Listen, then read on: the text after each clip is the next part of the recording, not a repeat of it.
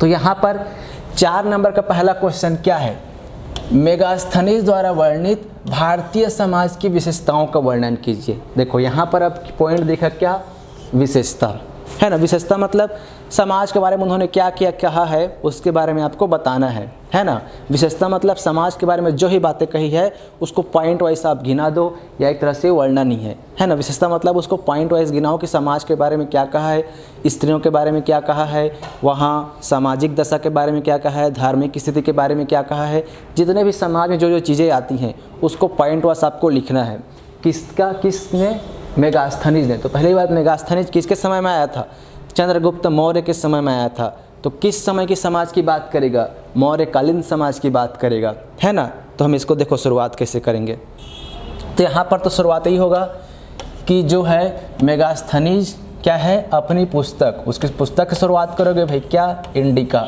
तो मेगास्थनीज ने अपनी पुस्तक इंडिका में चंद्रगुप्त मौर्य या फिर मौर्यकालीन क्या है, शासन के समाज का वर्णन किया है। तो यहाँ पर लिख दो मौर्यकालीन समाज का, किसका वर्णन किया है अपनी पुस्तक इंडिका में, मौर्यकालीन समाज, या फिर चंद्रगुप्त लिखो भी है लेकिन सीधा हम लिख देंगे क्या, मौर्यकालीन समाज का वर्णन किया है। तो पहला हेडिंग यही होगा कि किस में है भाई, इंडिका में। इसको दिखाओगे तो अच्छा इम्पैक्ट पड़ेगा, है ना। तो मेगास्थनीज ने अपनी पुस्तक इंडिका में मौर्यकालीन समाज का वर्णन किया है, जिसकी प्रमुख विशेषताएं जो भी है, इसके जो भी समाज की विशेषताएं क्या क्या थी। तो देखो सबसे पहले तो इसके बारे में हम यही पता, मेन 3-4 पॉइंट है इसके मेन है। तो पहला तो ये सबको पता होना चाहिए कि इन्होंने क्या है, मौर्यकालीन समाज को बोला कि समाज जो है 7 भागों में बटा था, है ना। तो पहला इन्होंने क्या किया कि समाज का वर्गीकरण बताया। पहली विशेषता क्या थी कि इन्होंने समाज का वर्गीकरण बताया है। जैसे हमारा समाज है ना, जनरली देखें तो वर्ण व्यवस्था उस समय प्रचलित देखें तो 4 था, ब्राह्मण, क्षत्रिय, शूद्र, वैश्य। वैसे ही इन्होंने अपने हिसाब से इन्होंने डिवाइड कर दिया समाज को। तो वर्गीकरण में इन्होंने क्या 7 भाग में बांटा है, यानी कि इन्होंने बोला कि समाज कितने 7 प्रमुख भागों में विभक्त था, जिनमें आप 2, 3, 4 का नाम लिख सकते हो। इन्होंने बोला एक कृषक समाज था, है ना, इसके अलावा एक शिल्पी समाज थी, है ना, एक सैनिक को भी इन्होंने समाज मान लिया। तो इन्होंने क्या है, जो जिनका कार्य अलग अलग था, जो अलग अलग कार्य करते थे, उनके आधार पर इन्होंने समाज को बांट दिया, है ना। कि सैनिक सेना काम को देखा होगा अलग है, तो सैनिक भी एक समाज है बोल दिया, है ना। तो यहाँ पर इन्होंने पूरा तो नहीं बताना, कम से कम ये लिखना जरूरी है कि 7 प्रकार के समाज का वर्णन किया है, या समाज को 7 भागों में विभक्त किया है। और क्या क्या 7 हैं ये आपको याद रखना है, क्योंकि हर बार नंबरिंग वाले जो एकदम जैसे 4 चीज़ है किसी चीज़ के परफेक्ट, किसी चीज़ के 3 सिद्धांत हैं, और क्या है सप्तांग के 7 सिद्धांत हैं, वैसे ही इसके 7 समाज को आप रट लो, क्योंकि 2 नंबर में हो सकता है अगली बार 7 के मेगास्थनीज के जो 7 समाज हैं उनको नाम लिखिए, सिर्फ 2 नंबर में, सिर्फ नाम लिख दोगे आपको 2 नंबर मिल जाएंगे।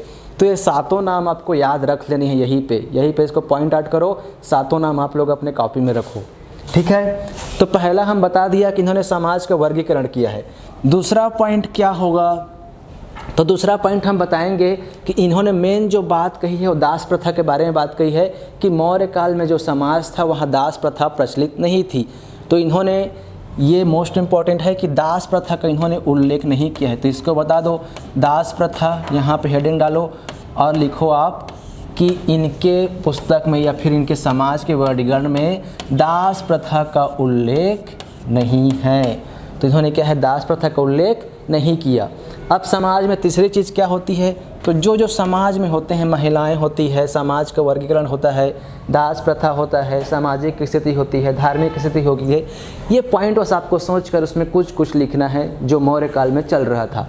तो एक क्या है, तीसरा हम क्या लिखेंगे, तीसरा हम लिख दिए, चलो स्त्रियों की दशा लिख दिए। तीसरा हम इसमें क्या डिवाइड कर दिए, स्त्रियों की दशा, है ना। सामाजिक पॉइंट में ये भी एक मेन पॉइंट है कि स्त्रियों की दशा। तो अगर आपको नहीं पता कि इन्होंने स्त्रियों के बारे में क्या बोला है, तो मौर्य काल के समाज में आप स्त्रियों को पढ़े होंगे, है ना। तो वही चीज़ को इन्होंने ही लिखा है। तो इस समय क्या था, तो इस समय क्या है, विधवा विवाह मान्य थी और नियोग प्रथा मान्य था। तो सीधा 2 पॉइंट लिख दो कि विधवा विवाह और नियोग प्रथाएं क्या थी, मान्य थी। महिलाओं के बारे में ये इन्होंने क्या है 1-2 पॉइंट बोल दिया है कि विधवा विवाह और नियोग प्रथा मान्य थी। ये हमारा तीसरा पॉइंट हो गया। अब हम अगला पॉइंट इसमें क्या लिख सकते हैं, एक हो गया वर्गीकरण, दास प्रथा, स्त्रियों की दशा। अब हम लिख सकते हैं, इसमें लिख सकते हैं हम कि यहाँ की एक्चुअल लिखो सामाजिक स्थिति, यहाँ पर एक हेडिंग डाल दो क्या, सामाजिक दशा। एक्चुअल समाज के लोग कैसे थे, है ना, वहाँ के समाज के लोग कैसे थे। तो इन्होंने कहा है कि वहाँ के समाज के लोग क्या थे, नैतिक यानी कि सदाचार का पालन करते थे और सुदृढ़, शांतिप्रिय, समृद्ध थे। तो 2-3 पॉइंट लिख दो कि यहाँ के समाज के लोग क्या थे, नैतिक व शांतिप्रिय, है ना, और समाज क्या था, सुदृढ़ था। यहाँ के लोग नैतिक एवं शांतिप्रिय थे और समाज क्या था, सुदृढ़ था, सुदृढ़ एवं व्यवस्थित था, लिख सकते हो। इन्होंने बताया कि यहाँ का समाज क्या था, सुदृढ़ एवं व्यवस्थित था तथा यहाँ के लोग क्या थे, नैतिक और शांतिपूर्ण जीवन यापन करते थे। ये इन्होंने पूरे समाज के बारे में कहा है कि कुल मिलाकर समाज यहाँ का बहुत अच्छा था। ठीक है, अगला हम बोल सकते हैं इसमें कि समाज में आजीविका, है ना। अब जो भी समाज होगा तो वहाँ पर के लोग क्या क्या कार्य करते थे, उनका मेन आजीविका क्या था। तो इन्होंने जो बताया, तो अगला पॉइंट मैं लिखूँगा क्या, आजीविका, यानी वहाँ की समाज का जो आजीविका था वो क्या था भाई। तो इन्होंने जो 7 भागों में बांटा, उसमें बोला है कि कृषक सबसे ज़्यादा रहते थे। समाज में सबसे ज़्यादा लोगों की संख्या क्या थी, कृषकों की थी। तो कृषकों की सर्वाधिक संख्या थी, इसीलिए आजीविका का मुख्य स्रोत इन्होंने क्या बताया, कृषि को बताया है। यानी कि यहाँ आजीविका का मुख्य स्रोत कृषि था, क्योंकि सर्वाधिक संख्या किनकी थी, कृषकों की थी, है ना। तो आजीविका में हम ये पॉइंट जोड़ सकते हैं। एक पॉइंट हम यहाँ पर जोड़ देंगे, धार्मिक स्थिति, है ना। अब हमें क्या है, पॉइंट बढ़ाना है और समाज में क्या क्या चीज़ें होती है उसको पहले दिमाग में लाना है। तो धार्मिक स्थिति के बारे में इन्होंने क्या कहा है, तो हेडिंग डालें क्या, अगला, धार्मिक स्थिति या धार्मिक दशा के बारे में क्या कहा है। तो इन्होंने कहा है कि यहाँ के समाज के लोग 2 देवताओं की पूजा करते थे जो यूनानी देवता थे। कौन कौन थे, तो एक थे डियोनिसियस, है ना, एक बोला क्या, डियोनिसियस, है ना, एक डियोनिसियस और एक थे हेराक्लीज, है ना। यूनानी देवता डियोनिसियस और हेराक्लीज की पूजा करते थे और इनको हिंदू देवता शिव जी और कृष्ण से संबंधित माना है। डियोनिसियस मतलब क्या, शिव जी, और हेराक्लीज को कृष्ण या विष्णु बोल सकते हो, हिंदी देवता इससे संबंधित माना है। तो धर्म के बारे में इन्होंने क्या कहा कि ये यूनानी देवता डियोनिसियस और हेराक्लीज की पूजा करते थे, जो हिंदू देवता शिव जी एवं कृष्ण से समानता रखते हैं या से संबंधित थे। तो इस प्रकार से आप इसका आंसर लिखोगे, है ना। तो इसको हम देखते हैं कि लिखा हुआ आंसर आपको दिखाता हूँ परफेक्ट फॉर्मेट में, है ना। तो यहाँ पर देखो, ये इसका आंसर है। मैंने बता दिया कि इंडिका में है, पहले चीज़ ये बोल दिया। उसके बाद क्या, 7 जाति में विभक्त थे, 7 समाज, है ना। स्त्रियों की दशा, विधवा विवाह, नियोग प्रथा का प्रचलन था। आजीविका का मुख्य स्रोत क्या था, कृषि था, क्योंकि कृषक ज़्यादा थे। सामाजिक दशा में क्या था कि नैतिक थे, उत्कृष्ट थे, शांति व समृद्धि व्याप्त थे, यानी समाज सुदृढ़ व व्यवस्थित था। और धार्मिक दशा में ये देखो, डियोनिसियस और क्या, हेराक्लीज, जो क्या है, शिव जी और कृष्ण से संबंधित थे। तो इसको आप देख लो, ये आंसर इसका फॉर्मेट में लिखा हुआ है। ठीक है, अगले क्वेश्चन की ओर बढ़ें। ठीक है, देखते हैं अगला क्वेश्चन क्या है। तो हमारा अगला क्वेश्चन क्या था, देखो 4 नंबर में अगला क्वेश्चन है, विजयनगर राज्य के प्रांतीय प्रशासन का विवरण दीजिए। यहाँ पर बोला है विवरण दीजिए, यानी प्रांतीय प्रशासन जो है विजयनगर, किसका, हाँ विजयनगर ही तो है। विजयनगर का प्रांतीय प्रशासन को आपको बताना है, उनका विवरण देना है ना। तो प्रांतीय प्रशासन व्यवस्था कैसे संचालित होती थी, इसके बारे में आपको बताना है। तो देखो कैसे संचालित होती थी, तो इसमें हमसे पहले तो बताएंगे कि जो विजयनगर का जो साम्राज्य था, है ना, वो अनेक प्रांतों में बटा था। भैया कोई भी केंद्र होता है वो प्रांत में बढ़ता है प्रशासन में। तो शुरुआत हम यही से कर दिए कि विजयनगर के जो साम्राज्य था वो अनेक प्रांतों में बटा था और प्रांत को हम मंडलम कहते थे। तो शुरुआत कर दिए, अनेक प्रांतों में बटा था और प्रांत को क्या कहते थे, मंडलम कहते थे, है ना। यहाँ से हम शुरुआत कर दिए कि अनेक प्रांतों में बटा था और प्रांत को क्या कहते थे? मंडलम कहते थे। अब हम अगला क्या लिखेंगे? अब देखो प्रांत जो है और विभिन्न इकाइयों में बटा होगा, है ना। और जैसे होता है ना जिला बढ़ता है क्या है, विकास खंड में बढ़ता है, गांव में, तो ऐसे ही जो प्रांत है वो मंडलम कहता था और मंडलम और विभिन्न इकाइयों में बटा हुआ था। तो इसमें आप हेडिंग डाल सकते हो कि प्रांतीय प्रशासन का एक वर्गीकरण। हेडिंग डाल दो क्या? वर्गीकरण। और इसमें बता दो जो प्रांत था या जो मंडलम था वो किसमें, वो पहले वलनाडु में बटा था, है ना। फिर नाडु से, वलनाडु से क्या, नाडु में बटा था, और नाडु से मेला ग्राम, और लास्ट में सबसे छोटी इकाई क्या थी? ग्राम थी। तो इसको बता सकते हो आप, है ना, या सीधा लिखो, या फिर चाहो तो यहाँ पर एक क्या है पिरामिड नुमा डायग्राम बना सकते हो कि भैया यहाँ पर सबसे पहले ग्राम, फिर मेला ग्राम, फिर उसके बाद क्या ग्राम, मेला ग्राम, फिर नाडु, वलनाडु, प्रांत, फिर ऊपर में क्या समकेंद्र, है ना। ऐसा पिरामिड बना सकते हो या सीधा लिख कर दिखा सकते हो कि जो प्रांत था वो अनेक इकाइयों में बटा हुआ था और सबसे छोटी इकाई क्या थी? ग्राम थी। ये जो मेला ग्राम है वो 60 गांव का समूह होता था। तो इस तरह से क्या है इनका प्रांतों का क्या था? प्रशासनिक इकाई जो है बटी हुई थी। ये हम दूसरा पॉइंट में बता दिए। तीसरा पॉइंट में हम बताएंगे कि इनका जो संचालन कौन करता था, यानी कि प्रमुख शासक, है ना, या प्रांतीय प्रमुख कौन होता था, यानी कि संचालन कौन करेगा भाई? तो प्रांतीय प्रमुख। हेडिंग डाल दिए क्या? प्रांत के बारे में मेनली बताना है, इसलिए हमें प्रांत को ज़्यादा यहाँ पर महत्व देना है। इन सबको बस बता देना है कि ये होता था और ज़्यादा महत्व किसको देना है? प्रांत को। तो यहाँ पे आपको प्रांतीय प्रमुख को बताना है कि जो प्रांत, जो मंडलम होता था उसका जो प्रमुख था उसको हम बोलते थे गवर्नर। इसका प्रमुख कौन था? गवर्नर था। प्रांतों का प्रमुख गवर्नर था और ये गवर्नर राज परिवार के व्यक्तियों को ही बनाया जाता था, यानी राज परिवार के सगे संबंधियों को विभिन्न प्रांतों को भार सौंप देते थे, जिनको क्या बोलते थे? गवर्नर बोलते थे।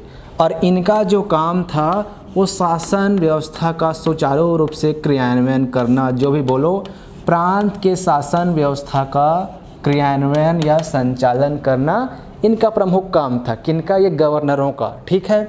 और लास्ट में हम लिख सकते थे, ये प्रमुख बता दिए, प्रांतीय प्रमुख के बारे में बता दिए। इसके बाद हम लिख सकते हैं शासन का संचालन, या फिर सीधे हेडिंग डाल दो कि प्रांतीय शासन का संचालन, ठीक है। तो यहाँ पर लिख दो, यहाँ पर हम क्या लिख सकते हैं कि गवर्नर की सहायता हेतु क्या है? अन्य अधिकारी भी नियुक्त होते थे, या जो भी अधिकारी व कर्मचारी जो हैं नियुक्त होते थे। गवर्नर की सहायता के लिए क्या है कि विभिन्न इकाइयों में अन्य अधिकारी एवं कर्मचारी भी क्या है? नियुक्त होते थे। और इसमें एक इसका प्रमुख है, उसको चाहो तो आप बता सकते हो, है ना, बताना है आपको, है ना। वो क्या है? तो ग्राम और मेला ग्राम में, या फिर ग्रामों में बोलो, ग्राम या मेला ग्राम में आयंगर व्यवस्था प्रचलित थी, यानी कि शासन के संचालन के लिए यहाँ क्या व्यवस्था प्रचलित था? तो इसमें आपको आयंगर व्यवस्था को बताना है थोड़ा सा। किसको? आयंगर व्यवस्था। तो ग्रामों में क्या थी? आयंगर व्यवस्था थी। ये आयंगर कौन होते थे? तो ये 12 अधिकारियों के समूह होते थे, यानी कि क्या है, कुल एक ग्राम में 12 अधिकारी होते थे। इनके समूह को आयंगर बोलते थे, या इनको आयंगर बोलते थे। और ये व्यवस्था क्या थी? आयंगर व्यवस्था थी। और ये ग्रामीण प्रशासन का संचालन करते थे और बदले में इनको कर मुक्त भूमि मिलता था। लेकिन याद रखो इनका जो पद था वो वंशानुगत नहीं होता था। जो अच्छा काम करेगा उनको ये भार दिया जाएगा। ऐसा नहीं कि अब इन्हीं के लोग 12 अधिकारी के लोग ही इसको ग्रामीण प्रशासन में लगे रहेंगे। तो ये वंशानुगत नहीं था, 12 अधिकारियों का समूह होता था जो गांव का प्रशासन संभालते थे। तो इसको आप यहाँ पर क्या है? संचालन में बताओगे और ये 4 नंबर का क्वेश्चन को आप क्या है? डील करोगे। तो देखो इसको लिखा हुआ, देख लो इसको, है ना। तो देखो ये क्वेश्चन का आंसर है, ठीक है ना। जिन्हें क्या है यहाँ पर लिखा है मंडलम। प्रांतों को क्या कहते थे? मंडलम। ये वलनाडु, नाडु, मेला ग्राम में बटा था। ग्राम क्या है? सबसे छोटी इकाई थी। और यहाँ पर देखो ग्राम को एक और की पॉइंट क्या है? ग्राम को क्या कहते थे? ऊर कहते थे। फिर प्रांतीय प्रमुख कौन होता था? गवर्नर, जो क्या है राज परिवार से होता था। जो शासन व्यवस्था बनाए रखता था। फिर संचालन, तो जो बताया ग्राम मेला ग्राम के संचालन के लिए क्या है, आयंगर व्यवस्था। हाँ, अंडरलाइन को याद रखना, इसमें अंडरलाइन नहीं है इसलिए मैं यहाँ पे अंडरलाइन कर रहा हूँ, ये आयंगर व्यवस्था यहाँ पे। तो आपको अंडरलाइन को विशेष ध्यान देना है, कुछ भी जो मेन पॉइंट होते हैं उनको क्या है आपको अंडरलाइन करना। जैसे इसमें और अंडरलाइन होगा, यहाँ पे प्रमुख क्या है गवर्नर, ये अंडरलाइन होगा। तो इन चीज़ों को आपको ध्यान रखना है और इस तरह से आपको क्या है एक आंसर लिखना है, ये आंसर देख सकते हो लिखा हुआ। ठीक है, अगले क्वेश्चन की ओर बढ़ें। ठीक है, तो देखो हमारा अगला क्वेश्चन क्या है, हमारा अगला क्वेश्चन है आत्मा के संबंध में सूफियों के विचार को समझाइए, है ना। यानी कि देखो भक्ति आंदोलन सूफी आंदोलन से एक क्वेश्चन हर साल आता है, इस बार 2 क्वेश्चन आ गए। इससे पहले गुरु नानक जी को हम पढ़े थे, अब सूफियों से एक क्वेश्चन आ गया 4। यानी मैक्सिमम बोलोगे तो 8 नंबर के क्वेश्चन आते ही हैं, या तो सीधा 8 का पूछेगा, या 4 के 2 पूछेगा, या 4 2 करके पूछेगा, या 2 के 3 पूछेगा। ऐसे करके 6 या 8 नंबर के भक्ति व सूफी से क्वेश्चन आते ही हैं, वो बहुत ही इंपॉर्टेंट है। तो यहाँ पर पूछा आत्मा के संबंध में सूफियों के विचारों को समझाइए। तो देखो यहाँ पर क्या लिखेंगे इस क्वेश्चन में हम, तो देखो सूफियों ने क्या बोला है आत्मा के संबंध में। तो उनका जो प्रमुख मार्ग था वो प्रेम मार्ग है ना। जैसे भक्ति मार्ग क्या था, भक्ति काल के लोगों का था, वैसे ही सूफी संतों का प्रमुख मार्ग क्या था, प्रेम मार्ग, यानी प्रेम के साथ भक्ति। तो इन्होंने प्रेम मार्ग के माध्यम से बताया है कि आत्मा का परमात्मा से क्या मिलन होता है। प्रेम मार्ग से हम क्या है, जो शरीर त्याग कर हम क्या है परमात्मा में विलीन हो जाएंगे। तो पहला हम लिखेंगे यहाँ पर कि सूफी संतों ने प्रेम मार्ग द्वारा आत्मा का परमात्मा से मिलन को बताया है। प्रेम मार्ग द्वारा क्या, आत्मा का किससे, परमात्मा से मिलन को समझाया है। प्रेम मार्ग द्वारा आत्मा का क्या, आत्मा का परमात्मा से मिलन को समझाया है। अब हम इसमें क्या डाल देंगे, तो इन्होंने जो 2-3 बातें कही आत्मा के बारे में उनको हम पॉइंट आउट करते हैं। तो पहला इन्होंने क्या बोला है, तो इन्होंने बताया है परम तत्व की एकता को महत्व दिया है ना। यहाँ पर लिख सकते हो परम तत्व की एकता या परमात्मा जो भी है, मान लो मैं हेडिंग डाल दिया क्या, परम तत्व की एकता या परम तत्व का अंश लिखो। हाँ, ये ज़्यादा बेटर रहेगा, इसको 1 मिनट, इसको लिखो परम तत्व का अंश।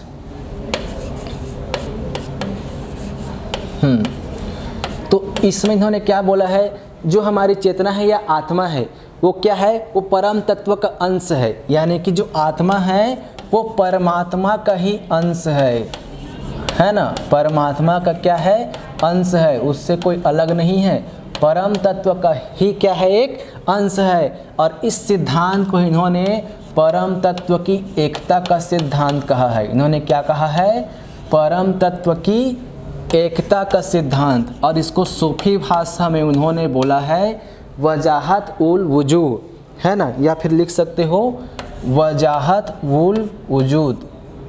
हाँ, वजाहत ये की पॉइंट है यहाँ पर। अगर आपको नंबर पाना है तो इस पॉइंट का यूज करना है। सूफियों में जो वर्ड है ना वजाहत उल वजूद, है ना, ये वजूद लिख दो इसको, वजाहत उल वजूद।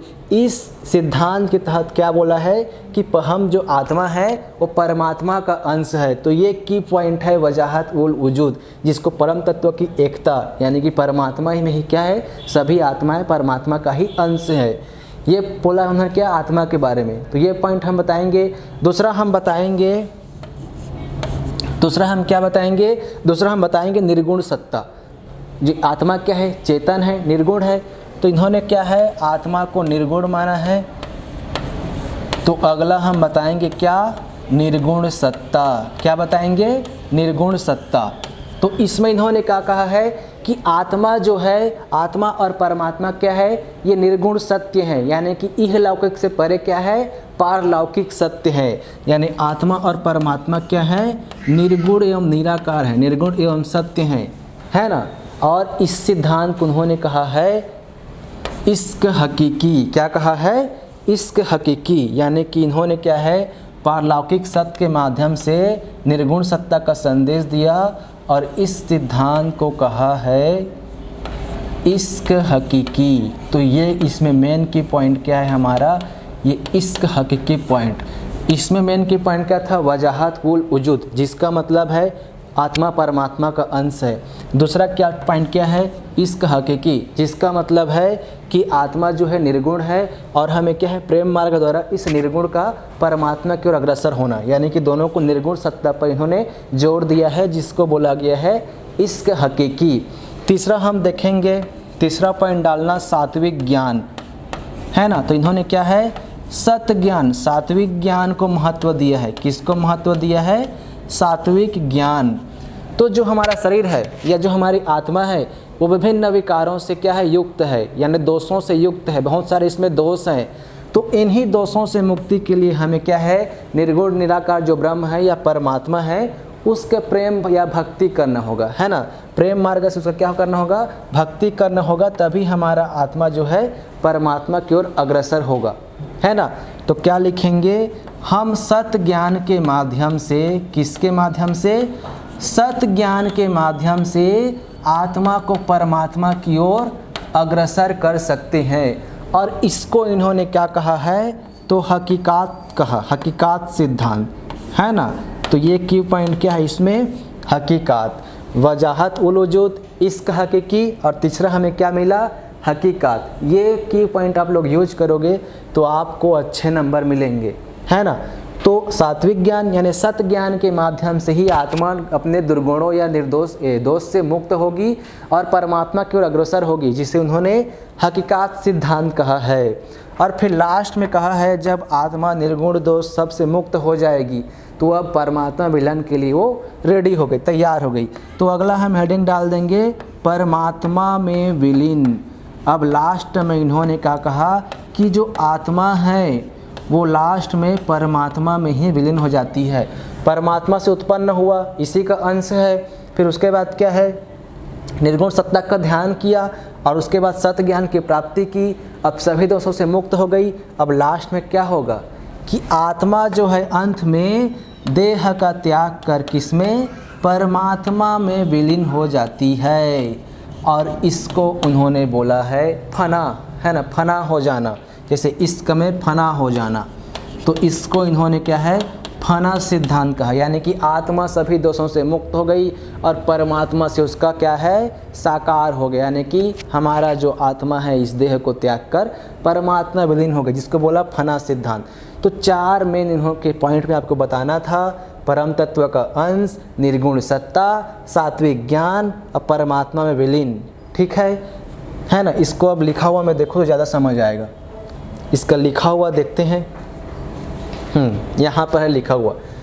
तो देखो आत्मा का परमात्मा से इन्होंने क्या है, मिलन के बारे में बताया है कि आत्मा का परमात्मा से मिलन की बात कही है ना। सूफियों ने पहला पॉइंट है परम तत्व का अंश, जिसको वजाहत वल वजूद कहा है, एक ही पॉइंट है, परम तत्व की एकता का सिद्धांत है ना। सेकेंड देखो निर्गुण सत्ता, यानी चेतन तत्व क्या है, निर्गुण माना है, और पारलौकिक सत्ता या परम तत्व को परम तत्व से प्रेम का संदेश दिया है, यानी कि जो चेतन है आत्मा है वो निर्गुण है और हमें क्या है, परमात्मा या परम तत्व से हमें प्रेम करना है, उसको इन्होंने इश्क हकीकी से उद्बोधित किया है ना। और फिर सात्विक ज्ञान, तो जो हमारा जो आत्मा है वो दोषों से युक्त है, उसको मुक्ति चाहिए, तो सात्विक ज्ञान पर बल देना होगा और इसी के माध्यम से हम क्या है, ये दोष से मुक्त हो पाएंगे, जिसको उन्होंने कहा है क्या, हकीकात का सिद्धांत, है ना। और लास्ट ने बोला है कि परम तत्व में विलीन, यानी जो आत्मा है वो परम तत्व में ही क्या हो जाएगी, विलीन हो जाएगी। जब अहम का नाश होगा, यानी हमारे अहंकार मुक्त होगा ये देह, तो इस देह का नाश होगा फिर, और आत्मा जो है परमात्मा में विलीन हो जाएगी, जिसे फना सिद्धांत कहा गया है। इस प्रकार से क्या है, सूफियों ने आत्मा के बारे में वर्णन किया है। तो ये आपका एकदम सटीक आंसर है ना। इसको आप देख सकते हो, देखो ये आंसर को देख लो, बहुत ही शानदार तरीके से लिखा गया है और बहुत अच्छा इसमें कंटेंट है। ये चीज़ों को आप डालोगे तो आराम से 4 नंबर में 3.5 या 3 आपको ज़रूर मिलेंगे, ठीक है ना। अगला क्वेश्चन देखते हैं। तो हमारा अगला क्वेश्चन क्या है, हमारा अगला क्वेश्चन है टॉमस मुनरो और रीड की मद्रास भूमि कर व्यवस्था। देखो मद्रास भूमि कर व्यवस्था, तो यहाँ पर किसको पूछा है, वो मद्रास में जो उस समय जो लगान वसूलने के लिए ब्रिटिशों ने जो भू राजस्व व्यवस्था बनाई थी उसके बारे में पूछा है, और पहले ही लिख दिया है कि इनके टॉमस मुनरो और रीड ने, है ना। तो अगर आपको पता होगा, हिस्ट्री पढ़े होगे तो उसे पता होगा कि मद्रास में टॉमस मुनरो और रीड ने कौन सी व्यवस्था अपनाई थी, रैयतवाड़ी व्यवस्था अपनाई थी। तो ये सीधा उसी को घुमा कर क्या पूछा है, रैयतवाड़ी व्यवस्था के बारे में पूछा है, क्योंकि रैयतवाड़ी व्यवस्था सर्वप्रथम मद्रास प्रांत में लागू हुआ, इसीलिए इसको मद्रास भूमि कर व्यवस्था भी कहते हैं। तो आपकी शुरुआत तो क्या होगी, शुरुआत यही से होगी कि जो टॉमस मुनरो और रीड हैं, है ना, कर्नल रीड या जो मुनरो व रीड हैं, इन्होंने क्या है किया है, मुनरो व रीड ने 1792 में, कब, 1792 में मद्रास प्रांत से रैयतवाड़ी व्यवस्था या रैयतवाड़ी भू राजस्व व्यवस्था का प्रारंभ किया, इसीलिए इसको मद्रासीय भूमि राजस्व या भू कर व्यवस्था कहते हैं, क्योंकि मद्रास से प्रारंभ किया। और ये कौन सी व्यवस्था है, तो रैयतवाड़ी व्यवस्था। ये हमारा हेडिंग हो जाएगा। फिर उसके बाद हम देखते हैं, इसके बाद हम क्या हेडिंग डालेंगे, इसके बाद डालेंगे कि ये प्रणाली कैसी थी, है ना। तो ये प्रणाली कैसी थी, तो इसके बारे में देख लेते हैं। जो रैयत व्यवस्था प्रणाली थी वो कैसी थी, है ना, या इसमें तो देखो जो रैयतवाड़ी व्यवस्था थी उसमें क्या व्यवस्था किया गया था, तो जो पंजीकृत कृषक हैं, यानी ऐसे किसान जिन्होंने कि अपना रजिस्ट्रेशन कराया है, तो पंजीकृत कृषकों को भूमि का स्वामी माना गया। तो इसके प्रणाली कैसी थी, रैयतवाड़ी व्यवस्था वह व्यवस्था थी जिसमें पंजीकृत कृषकों को क्या है, भूस्वामी माना गया और उन्हें सीधे लगान का उत्तरदायित्व दिया गया, है ना। इसमें आप क्या लिखोगे कि इस व्यवस्था के तहत पंजीकृत कृषकों को भूस्वामी माना गया और लगान वसूल क्या है, और उनसे सीधा लगान वसूला जाने लगा, या फिर लगान देने का अधिकार किसको दिया गया, सीधा पंजीकृत कृषकों को, यानी कि जमींदारी व्यवस्था इसमें नहीं थी। पंजीकृत कृषक ही क्या है, सीधा ब्रिटिश सरकार को लगान देती थी। तो पंजीकृत कृषकों को भूस्वामी बनाया गया और उन्हें लगान देने का उत्तरदायित्व दिया गया, या उनसे सीधा लगान वसूला जाने लगा। ये क्या थी, ये व्यवस्था थी, है ना। अब हम अगला हेडिंग क्या लिखेंगे, तो अगला हम बता सकते हैं कि यह व्यवस्था कहाँ कहाँ प्रचलित थी। मद्रास में तो थी ही, है ना। मद्रास के अलावा इसका विस्तार और कहाँ कहाँ हुआ था, तो याद रखना ये कुल 51%, लगभग कितना, 51% भूभाग पर यह व्यवस्था प्रचलित थी। कौन सी, रैयतवाड़ी व्यवस्था, जिसमें मुख्य कौन था, तो आपका आएगा मद्रास प्रांत, है ना, मद्रास प्रांत, इसके अलावा बम्बई प्रांत, है ना, और कुछ दक्कन प्रांत, यानी कि ये पूरा नीचे इलाके में ये व्यवस्था प्रचलित था। मद्रास, बम्बई और दक्कन प्रांत, कुल देखें तो कुल भूभाग का 51% हिस्सा में रैयतवाड़ी व्यवस्था प्रचलित थी। तो पहले हमने बताया कि किसने लाया और क्यों बोलते हैं हेडिंग में, मतलब उसके इंट्रोडक्शन में। फिर बताया प्रणाली कैसी थी, तो पंजीकृत कृषकों से सीधा लगान लिया जाता था। तीसरा बताया कि 51% भूभाग पर ये प्रचलित था। अब चौथा हम क्या बता सकते हैं, तो चौथा हम बता सकते हैं कि इसके तहत क्या प्रावधान किए गए थे, है ना। अब ये व्यवस्था के तहत क्या प्रावधान किए गए थे, देखो क्वेश्चन में क्या पूछा है, व्यवस्था में प्रकाश डालिए। प्रकाश डालिए मतलब व्यवस्था में क्या क्या था, तो कितना क्षेत्र में फैला था, कौन इसको लाया था, क्या इसका काम था, ये सब को आपको बता देना है। तो इसी को मैंने हेडिंग वाइज बता रहा हूँ। तो अब हम कहाँ पर पहुँचे हैं, प्रावधान पर पहुँचे हैं। तो प्रावधान में आप क्या बताओगे, तो प्रावधान में ये बताओ कि ये राजस्व का कितना, तो 1/3 हिस्सा, जो कुल भू आपको राजस्व मिलता था उसका क्या 1/3 हिस्सा वसूला जाता था, है ना, जो लगभग 30 वर्षों तक, है ना। जैसे कि इस सबसे पहले इस्तेमाल रियायत है वो 10 साल के लिए था, वैसे ही जो रैयतवाड़ी है वो क्या है 1/3 कुल लगान का, क्या 1/3 मतलब कुल आपका जो राजस्व होता था उसका 1/3 रैयतवाड़ी व्यवस्था के अंतर्गत कर रखा गया था, जो 30 वर्षों तक क्या था संचालित, 30 वर्षों के लिए वो संचालित हुआ था। तो इसको प्रावधान में बता दोगे कि 30 वर्षों के लिए संचालित हुआ था और राजस्व स्रोत क्या है, कुल राजस्व का 1/3 वसूला जाता था। ये क्या है, इसके प्रावधान है। अब प्रावधान के बाद हम इसमें क्या बताएंगे, तो देखो ये बता दिया प्रावधान, तो अब बताएंगे प्रभाव, है ना। तो अगर आपके पास जगह है तो इसको अलग अलग करके आप बता सकते हो कि ब्रिटिशों पर इसका क्या प्रभाव पड़ा, है ना, ब्रिटिशर्स पर प्रभाव क्या पड़ा, और एक हेडिंग आप बता सकते हो कृषकों पर इसका क्या प्रभाव पड़ा, है ना। दोनों प्रभाव को आप अलग अलग हेडिंग से बता सकते हो कि ब्रिटिशर्स पर क्या प्रभाव पड़ा और कृषकों पर क्या प्रभाव पड़ा। तो देखो ब्रिटिशर्स पर क्या प्रभाव पड़ा, तो जो ब्रिटिशर्स थे, है ना, उन्हें क्या है, सीधे किसान से लगान वसूली होने के कारण क्या है, भ्रष्टाचार में कमी आई। और क्या है, लगान वसूली क्या है, जो लगान वसूली आसान हुई और राजस्व व्यवस्था में वृद्धि हुई। क्या है, जमींदारी व्यवस्था में क्या है, आधा कुछ भ्रष्टाचार क्या है, जमींदार लोग करते थे, अपना हिस्सा रखते थे। तो इसमें क्या है, सीधा किसानों से लगान वसूली होने के कारण राजस्व क्या है, राजस्व में वृद्धि हुई। तो ब्रिटिशों को तो कुल मिलाकर फायदा हुआ भाई, उनके राजस्व में वृद्धि हुआ। लेकिन कृषकों को क्या प्रभाव पड़ा, तो कहीं ना कहीं अब जमींदार लग के जगह क्या है, ब्रिटिश लगान वसूलने लगे। लेकिन लगान के कड़ाई में तो ढील नहीं हुई, अकाल में भी क्या है, लगान वसूला जाने लगा। तो क्या है, अकाल में भी लगान वसूलने के कारण कृषकों की दशा दयनीय हो गई और वो क्या, गरीबी एवं ऋणग्रस्तता के शिकार हो गए। किसान क्या हो गए, गरीबी व ऋणग्रस्तता के शिकार हो गए और उनकी स्थिति दयनीय हो गई। तो इतने चीज़ों में आप इस भू राजस्व व्यवस्था को बता सकते थे, रैयतवाड़ी व्यवस्था को आप बता सकते थे, है ना। देखो अब इसका हम लिखा हुआ क्वेश्चन आंसर देखते हैं। तो चलो देखते हैं लिखा हुआ आंसर इसका। यहाँ पर देखो, टॉमस मुनरो और कर्नल कहे रीड ने 1792 में क्या है, दिख रहा है आपको आंसर।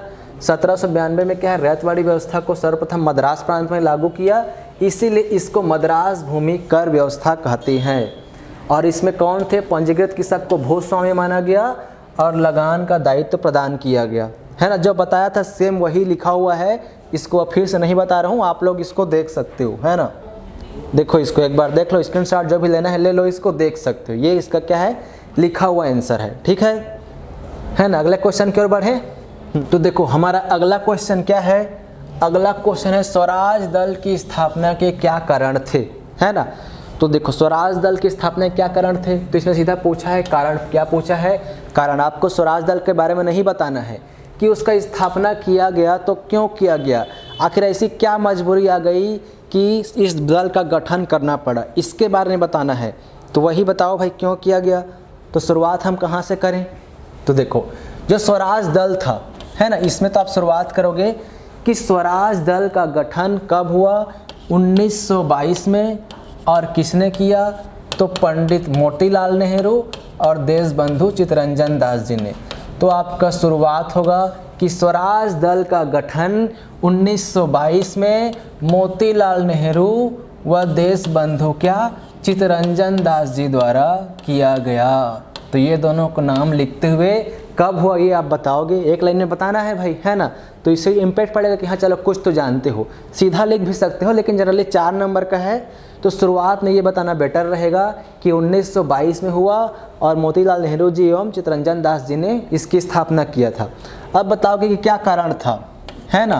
तो इसको पॉइंटर्स बताओ कि इसके क्या कारण थे। तो पहला कारण तो लिख सकते हो, सबको पता ही होगा कि असहयोग आंदोलन का अचानक स्थगित हो जाना, है ना। पहला हम क्या लिख सकते हैं, असहयोग आंदोलन का अचानक स्थगित हो जाना। भैया देखो असहयोग आंदोलन चल रहा था, वो अचानक से स्थगित हो गया, इसीलिए फिर क्या है, जो बड़े बड़े जो क्या है राजनेता थे, उन्होंने विचार किया कि हमें एक क्या है पार्टी बनानी चाहिए, और इसके लिए फिर उन्होंने स्वराज दल की ओर आगे बढ़े। तो पहला कारण क्या है कि असहयोग आंदोलन का अचानक स्थगित हो जाना। दूसरा क्या सोचकर बनाया, तो हम दूसरा लिख सकते हैं, देखो असहयोग आंदोलन इतना लंबा चला, अब वो क्या हो गया, डाउन हो गया। तो कहीं ना कहीं क्या है, बीच में लोग क्या है राजनीतिक शून्यता उत्पन्न हो जा रही थी। अब बीच में देखो 1930 के 20 के बाद से सब लोग शांत पड़ गए, ठंडे बस्ते में चले गए। तो ऐसा ना हो कि लोग सुस्त पड़ जाएं, तो इसी को राजनीतिक शून्यता जिसको बोलते हैं, तो राजनीतिक शून्यता को रोकने के लिए तो क्यों चालू किया गया भाई, कहीं राजनीतिक शून्यता की स्थिति ना उत्पन्न हो जाए, इसीलिए राजनीतिक शून्यता को रोकने के लिए भी स्वराज दल को प्रारंभ किया गया। तो दूसरा हम ये लिख सकते हैं, राजनीतिक शून्यता की स्थिति उत्पन्न ना हो, इसलिए इसको क्या है प्रारंभ किया गया। और तीसरा जो इनका मेन कारण अगर बोल सकते हो तो वो क्या था, तो ये था कि जो शोषणकारी नीतियां हैं, है ना, ब्रिटिश ने जो भी कानून लागू करती है या एक्ट लागू करती है, शोषणकारी नीतियों एवं कानूनों पर क्या है, वैधानिक प्रतिरोध लगाना। क्या वैधानिक प्रतिरोध कैसे लगाएंगे, तो इनका मकसद था कि चुनाव में हम भाग लेंगे और ब्रिटिश प्रांत का जो परिषद था, विधान परिषद में हम क्या है, भाग लेंगे। चुनाव में भाग लेकर क्या है, विधान परिषद में जाएंगे और जो भी ऐसी नीतियां लाती है, कानून लाता है ब्रिटिश सरकार, अगर वो जनता के हित में नहीं है तो हम उस पर अविश्वास प्रस्ताव लगाएंगे और उसको क्या है, गिरा देंगे या पारित होने नहीं देंगे। तो इसीलिए मेन रीजन था। तो क्या लिख सकते हैं, शोषणकारी नीतियों एवं कानूनों पर क्या, वैधानिक प्रतिरोध या फिर अविश्वास प्रस्ताव के माध्यम से उसको पारित ना होने देना, ये उद्देश्य से क्या है, इसको लाया गया। तो ये भी एक कारण था, इसका गठन किया जाने लगा। अगला हम क्या लिख सकते हैं, अगला हम लिख सकते हैं, अब तो शोषणकारी नीति है, जनहितैषी नीतियों को विधान परिषद में पारित करवाना। एक और कारण क्या हो गया कि जो नीति बुरे हैं उन पर अविश्वास लगा देना, उनको रद्द कर देना और ऐसे नीतियाँ लाना जो जनहितैषी हो। अब जाहिर सी बात है, भारतीय लोग विधान परिषद में जाएंगे तो इनकी मेजॉरिटी होगी, मेजॉरिटी होगी तो ये क्या है, जो कानून जनता के लिए अच्छा होगा उसको पारित कराएंगे। तो सीधा होगा जनहितैषी नीतियों एवं कानूनों को विधान परिषद में पारित कराने के उद्देश्य से इसका गठन किया गया, ये भी कारण है। और अगला क्या लिख सकते हो, अगला इसमें लिखना चाहो तो आप लिख सकते हो कि ये चुनाव में प्रवेश किए, है ना, चुनाव हुआ तो चुनाव में प्रवेश कर क्या है, लोगों में राजनीतिक जागृति को बनाए रखना। यह एक बोल सकते हो कि हम क्या है, चुनाव में प्रवेश करेंगे और भारतीयों को भी क्या है, भारतीयों में भी क्या है, राजनीति के प्रति उनमें जागरूकता उत्पन्न करेंगे। तो ये लिख सकते हो, चुनाव में प्रवेश कर राजनीतिक जागृति बनाए रखना या राजनीतिक जागृति उत्पन्न करना लिख सकते हो। चुनाव में प्रवेश कर लोगों में क्या है, राजनीतिक जागृति की भाव उत्पन्न करना, ये एक पॉइंट आप और इसमें लिख सकते हो कि इस कारण से भी क्या है, ये चालू किया गया है भाई। और लास्ट में एक पॉइंट कुछ न सूझे तो लास्ट में हर चीज़ में ये पॉइंट लिख सकते हो, राष्ट्रवाद की भावना को बनाए रखना, है ना। तो जो असहयोग आंदोलन के समय जो जनता में जो राष्ट्रवाद की भावना जागृत हुई थी, वो जागृति बनी रहे और लोगों में क्या है, ब्रिटिशों के लड़ने का जुनून बना रहे, है ना। वो जोश को कम होना नहीं देना चाहते थे। अगर राजनीतिक सुन्नत आ जाती तो लोग का जोश फीका पड़ जाता। तो इसीलिए राष्ट्रवाद की भावना को बनाए रखने के लिए भी ये जो है स्वराज दल का गठन किया गया। राष्ट्रवाद की भावना को बनाए रखने के लिए इतने 5-6 पॉइंट में आप बता सकते हो कि भाई ये कारण थे कि हमें क्या है, स्वराज दल का गठन करना पड़ा या इन नेताओं ने क्या है, स्वराज दल का गठन किया। ठीक है, इसको देखो आंसर फॉर्म में, देखो इसको देखते हैं आंसर फॉर्म में, ये देखो। तो जो जो कारण बोला था वो सब यहाँ पर लिखा हुआ है। स्थगित असहयोग आंदोलन के स्थगित होना, राजनीतिक शून्यता की स्थिति उत्पन्न नहीं होने देना, है ना, शोषणकारी नीतियों का वैधानिक प्रतिरोध और जनहितैषी नीतियों को लागू। इसके अलावा क्या है, संवैधानिक सुधारों के, हाँ एक और पॉइंट है, संवैधानिक सुधारों के माध्यम से क्या है, विधानसभा में प्रस्तुत जो भी सुधार है, जैसे कि गोलमेज संशोधन का प्रस्ताव भी किन्होंने दिया था, स्वराज दल ने दिया था। एग्जाम्पल के तौर पर लिख सकते हो कि गोलमेज संशोधन का प्रस्ताव भी इन्होंने दिया था। इस प्रकार से क्या है, संवैधानिक सुधारों को लागू कराना। और लिख सकते हो चुनाव में प्रवेश कर क्या है, ब्रिटिश शक्ति को कमज़ोर करना, लोगों में राजनीतिक जागृति उत्पन्न करना और भारतीय जनता में राष्ट्रीय चेतना की भावना को जगाए रखना या बनाए रखना। तो ये आप देख सकते हो इसका आंसर। तो देखो हमारा अगला क्वेश्चन क्या है, अगला क्वेश्चन अब हम 8 नंबर की ओर बढ़ रहे हैं, है ना। तो 8 नंबर का हमारा पहला क्वेश्चन है, भारत के निम्न पूर्व पाषाणकालीन मद्रासीय संस्कृति का वर्णन कीजिए।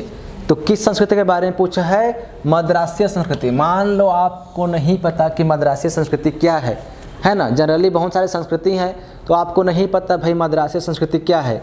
तो यहाँ पर इस चीज़ से आप हिंट लगा सकते हो, क्या बोल दिया है निम्न पूर्व पाषाण काल। तो जाहिर सी बात है, कोई भी संस्कृति होगी तो निम्न पूर्व पाषाण काल में जो चीज़ें चल रही है वही चीज़ तो यहाँ भी चलेगी ना। तो आपने निम्न पूर्व पाषाण काल यदि पढ़ा है तो उसके बेस पे आप मद्रासीय संस्कृति को भी आप लिख सकते हो, है ना। तो निम्न पूर्व पाषाण काल के बेस पर हम मद्रासीय संस्कृति तो लिख सकते हैं, क्योंकि आप कहीं भी बुक में ढूंढ लो और आजकल ऐसे ही क्वेश्चन आ रहे हैं, तो इसके लिए आप तैयार रहो, है ना। लिखा लिखाया क्वेश्चन आपको अब नहीं मिलेंगे आपको, खास करके 4 और 8 15 नंबर में। वो आपको पूरा इतिहास का पूरा तोड़ मरोड़ करके इधर से उधर से लाकर आपको आंसर कंप्लीट करना पड़ेगा, है ना। तो मद्रासीय संस्कृति के बारे में आपको 2 या 3 लाइन ही मिलेंगे, तो आपको निम्न पूर्व पाषाण काल से जोड़ते हुए इस संस्कृति को लिखना है, ठीक है।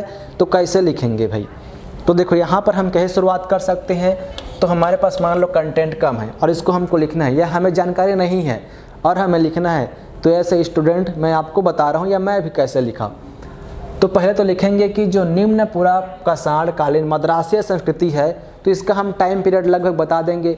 जो भी हम निम्न पूर्व पाषाण काल का जो टाइम पीरियड पढ़ते हैं कि यह जो संस्कृति है वो लगभग हर बुक में अलग अलग मिलेगा, लेकिन एक रेंज ले सकते हो कि 1 लाख से 5 लाख वर्ष पूर्व के बीच ये जो संस्कृति है ये पनपी थी, है ना। तो निम्न पूर्व पाषाण कालीन मद्रासी संस्कृति जो है आज से 1 लाख वर्ष से 5 लाख वर्ष के बीच क्या है पनपी थी, या इसके मध्य की ये संस्कृति है, ठीक है। बता सकते हैं कि इसके मध्य का ये माना जाता है, यह संस्कृति 1 लाख से 5 लाख वर्ष पूर्व की संस्कृति माना जाता है ना। इस काल की प्रमुख विशेषताएं या इस काल के बारे में जो भी वर्णन करके आप इसका इंट्रोडक्शन लिख सकते हो, ठीक है। अब हम इसके बारे में क्या क्या पढ़ेंगे इस संस्कृति के बारे में। तो देखो, मान लो आपको नहीं पता है, तो सबसे पहले तो आप बताओगे कि इसका विस्तार, है ना। हमें पहले ही दे दिया है कि ये मद्रास में था, तभी तो मद्रासी संस्कृति बोलेंगे। तो आप इसका सबसे पहले तो इसका फैलाव, विस्तार या क्षेत्र लिख सकते हो। हेडिंग क्या डालोगे, क्षेत्र या विस्तार। इसमें आप बताओगे कि यह क्या है, मद्रास की, अगर हम स्पेशली देखें तो मद्रास के कोतलयार नदी के आसपास ये संस्कृति उत्पन्न हुई थी। तो स्पेशल क्षेत्र क्या है आपका, मद्रास प्रांत या मद्रास क्षेत्र, कोतलयार नदी, है ना। और रॉबर्ट फुस ने इसको खोजा था। किसने, इस संस्कृति को, रॉबर्ट ब्रूट फुस, है ना, एक नाम है रॉबर्ट ब्रूट फुस, इन्होंने इस संस्कृति को खोजा था। तो हम पहले क्या बताएंगे, पहले हेडिंग में विस्तार बताएंगे। नहीं पता तो मद्रास लिखा है तो मद्रास के नाम को बता सकते हो कि मद्रास में कोतलयार नदी के आसपास यह संस्कृति उत्पन्न हुई। इसमें 1-2 आप लोग नाम पढ़े होंगे पूरा पाषाण में। आप क्या है, अंतरीपक्कम एक यह क्षेत्र है, संगन कल्लू आदि क्षेत्र है। तो इस क्षेत्र में क्या है, मद्रास प्रांत के अंतरीपक्कम आदि क्षेत्र में क्या है, ये संस्कृति विस्तृत है और कोतलयार नदी के आसपास है। ये हम इसका क्या बताएंगे, विस्तार बताएंगे। अब हम अगला क्या बता सकते हैं, है ना। संस्कृति का पहले बता दिए विस्तार, उसके बाद हम बता सकते हैं, इसी में आगे लिख सकते हो कि यहाँ पर नामकरण या कुछ भी लिख सकते हो आप। एक हेडिंग मैंने डाल दिया नामकरण, है ना। इसमें मैंने लिखा कि ये संस्कृति जो है, इस यानी कि मद्रासीय संस्कृति का जो मुख्य हथियार था वो हस्तचलित कुदाल था, है ना। नामकरण के बजाय आपके मन में जो भी सूझे, अगर चाहो तो यहाँ पर प्रमुख हथियार भी लिख सकते हो। मैंने नामकरण लिख दिया, चलो क्यों लिखा बता रहा हूँ। तो इस संस्कृति में जो सबसे प्रमुख हथियार था वो क्या था, हस्तचलित कुदाल, या जिसको हैंड बेस्ड कुल्हाड़ी, हैंड एक्स बोलते हैं, है ना। पत्थर से बना क्या, हैंड एक्स, इसको दूसरा क्या बोलते हैं, इसी को हैंड एक्स। तो जो रॉबर्ट ब्रूस फुट ने क्या है, यहाँ का क्या है उत्खनन प्रारंभ किया, तो उन्हें क्या मिले, हस्तचलित कुदाल मिले। ये मद्रास क्षेत्र के आसपास क्या, हस्तचलित कुदाल मिले, इसीलिए उन्होंने इस संस्कृति को हैंड एक्स संस्कृति कहा है। तो अगर आप देखो तो जो निम्न पूर्व पाषाण काल है, जो निम्न पूर्व पाषाण काल है, इस संस्कृति को 2 भाग में बांटा गया है ना। एक दक्षिणी जो क्षेत्र था मद्रास क्षेत्र, उसको बोला गया हैंड एक्स संस्कृति, और ऊपर जो सोहन नदी घाटी क्षेत्र है वहाँ की संस्कृति को बोला गया चेबूर चापंग संस्कृति, है ना। क्योंकि वहाँ पर क्या है, चेबूर चापल जैसे हथियार मिले, इसीलिए 2 पार्ट में बांट दिया, चेबूर चापल संस्कृति और दूसरा हैंड एक्स संस्कृति। तो हमें क्वेश्चन में हैंड एक संस्कृति को पूछा है। निम्न पूरा पाषाण काल में 2 संस्कृतियां उत्पन्न हुई। उत्तरी क्षेत्र यानी सोहन घाटी वाला जो क्षेत्र था वहाँ चेबूर चापर संस्कृति, और कोतलियार नदी या नीचे वाला जो क्षेत्र था मद्रास वाला, उसको मद्रासी या फिर हथियार के नाम पे देखें तो हैंड एक संस्कृति कहा गया। तो इसीलिए हम नामकरण लिख दिया मैंने कि यहाँ से क्या है, हस्तक्षलित कुदाल प्राप्त हुए, जिसके कारण इस संस्कृति को हम हैंड एक संस्कृति कहते हैं। ये हमारा क्या हो जाएगा, दूसरा पॉइंट हो जाएगा। ठीक है, इसके बाद हम अगला क्या लिख सकते हैं, तो तीसरे पॉइंट के रूप में लिख सकते हैं। देखो, जब भी संस्कृति के बारे में पूछेगा तो संस्कृति में क्या क्या होती हैं आप बताओगे, उसका कहाँ संस्कृति कहाँ फैला था बता दिया, उस संस्कृति का कुछ स्पेशल नामकरण है उसको बता दिया। इसके बाद हम देखेंगे कि संस्कृति में क्या है, वहाँ के लोग रहते कहाँ थे, तो निवास बता सकते हो, है ना। चलो पहले मैं पॉइंट को ही पहले बता दे रहा हूँ, फिर अंदर की चीज़ें को लिखेंगे। तीसरा हम बता दिए कि उन लोगों का निवास कैसा था, है ना, कहाँ रहते थे। इसके अलावा हम क्या बता सकते हैं कि वहाँ का क्या है, निवास के बाद लिखा सकते हैं कि आजीविका कैसी थी, खान पान या जो भी था वहाँ की क्या आजीविका क्या था। और संस्कृति में हम क्या बता सकते हैं कि वो मनोरंजन, है ना, जाहिर सी बात है खाली टाइम में बोर लगता है तो कुछ मनोरंजन का साधन होना चाहिए। अब मनोरंजन भी क्या है, संस्कृति का हिस्सा है भाई। मनोरंजक प्राणी, हर कोई प्राणी मनोरंजक होता है, खाली टाइम में कुछ न कुछ करता है मनोरंजन के लिए। तो इसीलिए हम क्या है, मनोरंजन के लिए क्या करते थे यही बता सकते हैं। इसके अलावा जो भी जानकारी हो अन्य में करके हम लिख सकते हैं। ये संस्कृति के बारे में हम इतना चीज़ बता सकते हैं। तो अगर आपको ये आंसर नहीं पता होगा तो इन पॉइंट के हिसाब से आप कुछ इसमें लिख सकते थे। भाई संस्कृति में यही सब तो बताना है, कहाँ पर था, निवास कैसा था, वहाँ के लोग क्या आजीविका, क्या खान पान, आजीविका कैसी थी, मनोरंजन के लिए क्या करते थे, है ना, और उनमें अन्य क्या विशेषताएं थी। इन्हीं पॉइंट में आप इसको क्या है डिस्क्राइब कर सकते हैं। तो देखते हैं क्या क्या था। तो ये 2 चीज़ तो बता दिया कि विस्तार मद्रास क्षेत्र, कोतलियार नदी, अंतरिम पंकम, संगनकल आदि क्षेत्र में फैला था। ये हैंड एक संस्कृति कहा जाता है इसको। अब निवास, तो जनरली ये कंदराओं एवं गुफाओं में निवास करते थे। भाई ये तो आपको पता ही होगा, पूरा पाषाण के लोगों का निवास क्या है, जंगल में घूमंतु जनजाति थे और रहते थे रात को गुफाओं में। तो गुफाओं एवं जंगलों में निवास करते थे। तो इनका क्या है, गुफाओं में निवास करते थे, ये लिख सकते हो, और जंगलों में इनका जीवन यापन होता था। गुफाओं एवं जंगलों में इसको बता सकते हो। आजीविका, अब देखो आदि मानव के बारे में ही तो बताना है, क्योंकि निम्न पूरा पाषाण काल है। तो उनकी आजीविका कैसी थी, तो लोग आखेटक, शिकार करना उनका आजीविका था। तो आखेटक और जो भी शिकार होगा उसको ला के इकट्ठा करेंगे। तो आखेटक एवं खाद्य संग्राहक, है ना। तो क्या है, इनकी आजीविका कैसी थी, तो आखेटक एवं खाद्य संग्राहक। कैसे पता चला, क्योंकि हथियार जो है कुल्हाड़ी का उपयोग वो लोग जानवरों को मारकर करने में यानी शिकार करने में करते थे। आखेटक एवं खाद्य संग्राहक इनकी क्या थी, आजीविका थी। ठीक है ना। अब इसके अलावा हम देखेंगे कि मनोरंजन के लिए, तो ये मनोरंजन के लिए क्या करते थे। तो आप लोगों ने देखा होगा जितने भी साक्ष्य मिले हैं, शैल चित्र मिले हैं, है ना, ये आदि मानव या निम्न पूरा पाषाण के तो साक्ष्य हैं, यानी पाषाण कालीन के साक्ष्य ही मिले हैं। तो शैल चित्र से क्या पता चलता है कि जब भी खा पी कर टहल सोतना हो या मनोरंजन करना हो तो कुछ अपने मनोभाव को उकेरते थे दीवारों में या गुफाओं की दीवारों में, जिसको भित्ति चित्र या शैल चित्र बोलते हैं, है ना। भित्ति मतलब दीवार, शैल मतलब चट्टान, तो शैल चित्र मतलब क्या, चट्टानों में आप जो भी चित्र बनाओगे, है ना। तो मनोरंजन में हम क्या लिखेंगे, ये क्या है, विभिन्न प्रकार के शैल चित्र बनाते थे, जिनमें 1-2 का एग्जाम्पल दे दो। जिससे मानव आकृति थी, पशुओं की आकृति थी, जो लाल गेरुए रंग में बने थे, इसको आप बना सकते हो। तो ये क्वेश्चन देख कर डरने का बिल्कुल नहीं था। अगर आप कॉमन सेंस रहता तो पूरा 8 नंबर का आप इसको लिख सकते थे। क्या ये कुछ चीज़, ये तो सब क्या है, कहीं बुक में थोड़ी, हमें जो ज्ञान था उसी को हम यहाँ पर उकेर रहे हैं या दिखा रहे हैं। ठीक है। अब लास्ट में क्या है, अन्य बता दो भाई कि ये लोग आग से परिचित नहीं थे। क्या है, निम्न पूर्व पाषाण काल की बात कर रहा है, उस समय आगी वागी ये लोग नहीं जानते थे, कंचा मांस खाते थे। तो यहाँ पर बता दो अन्य में करके कि ये लोग आग से परिचित नहीं थे और खान पान में कच्चे मांस का उपयोग करते थे, है ना।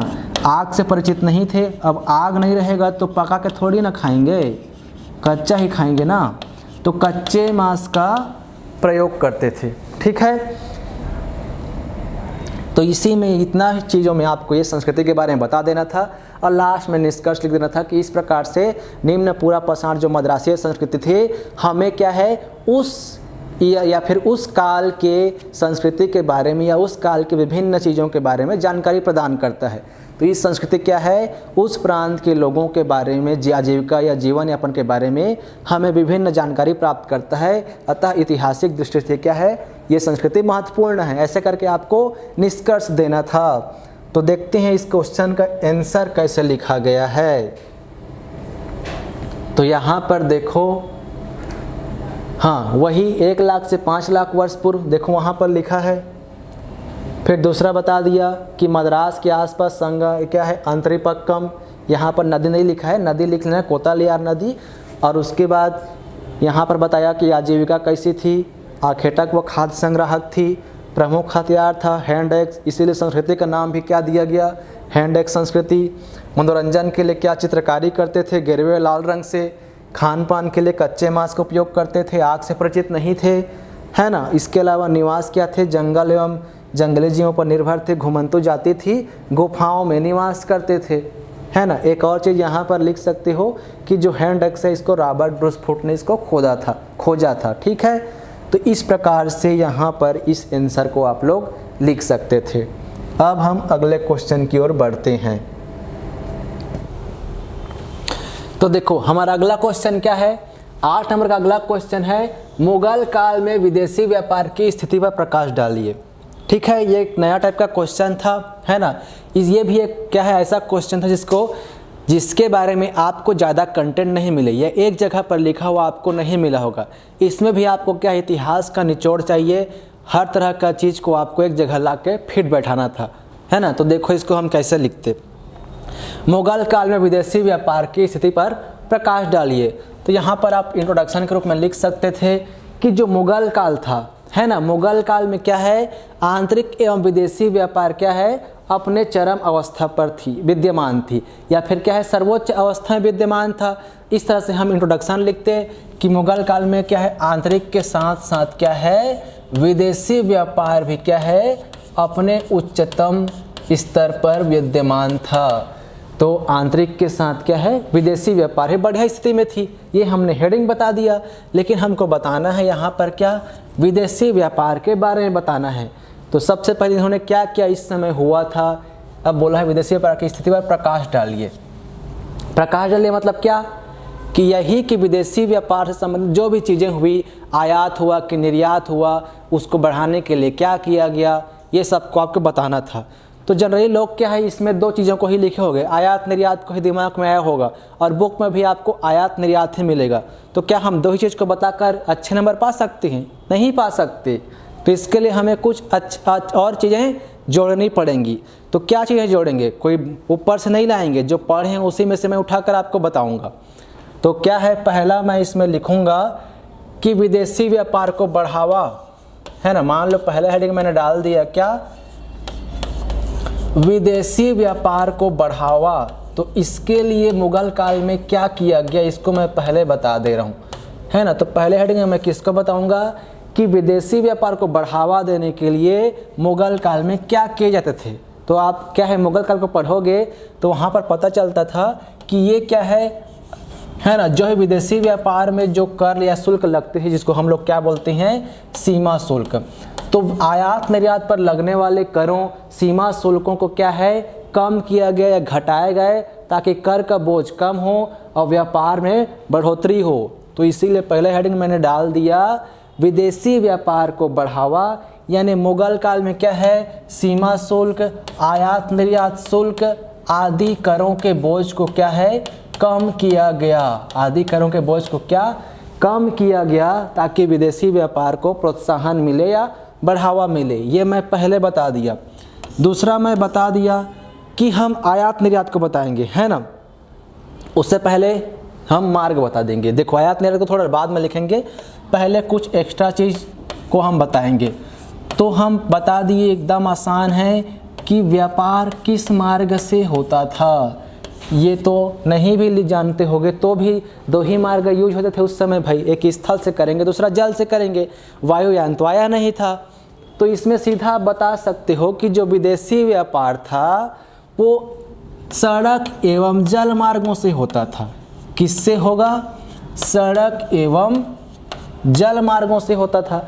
इसमें आप एग्जाम्पल के लिए एक आध दो बंदरगाह, जैसे कोचीन उस समय फेमस था, विशाखापट्टनम था, आदि एक दो नाम बता सकते हो कि समुद्री मार्गों के लिए कोचीन एवं विशाखापट्टनम से यूरोप एवं क्या है विभिन्न देशों को क्या है आयात एवं निर्यात किया, व्यापार किए जाते थे।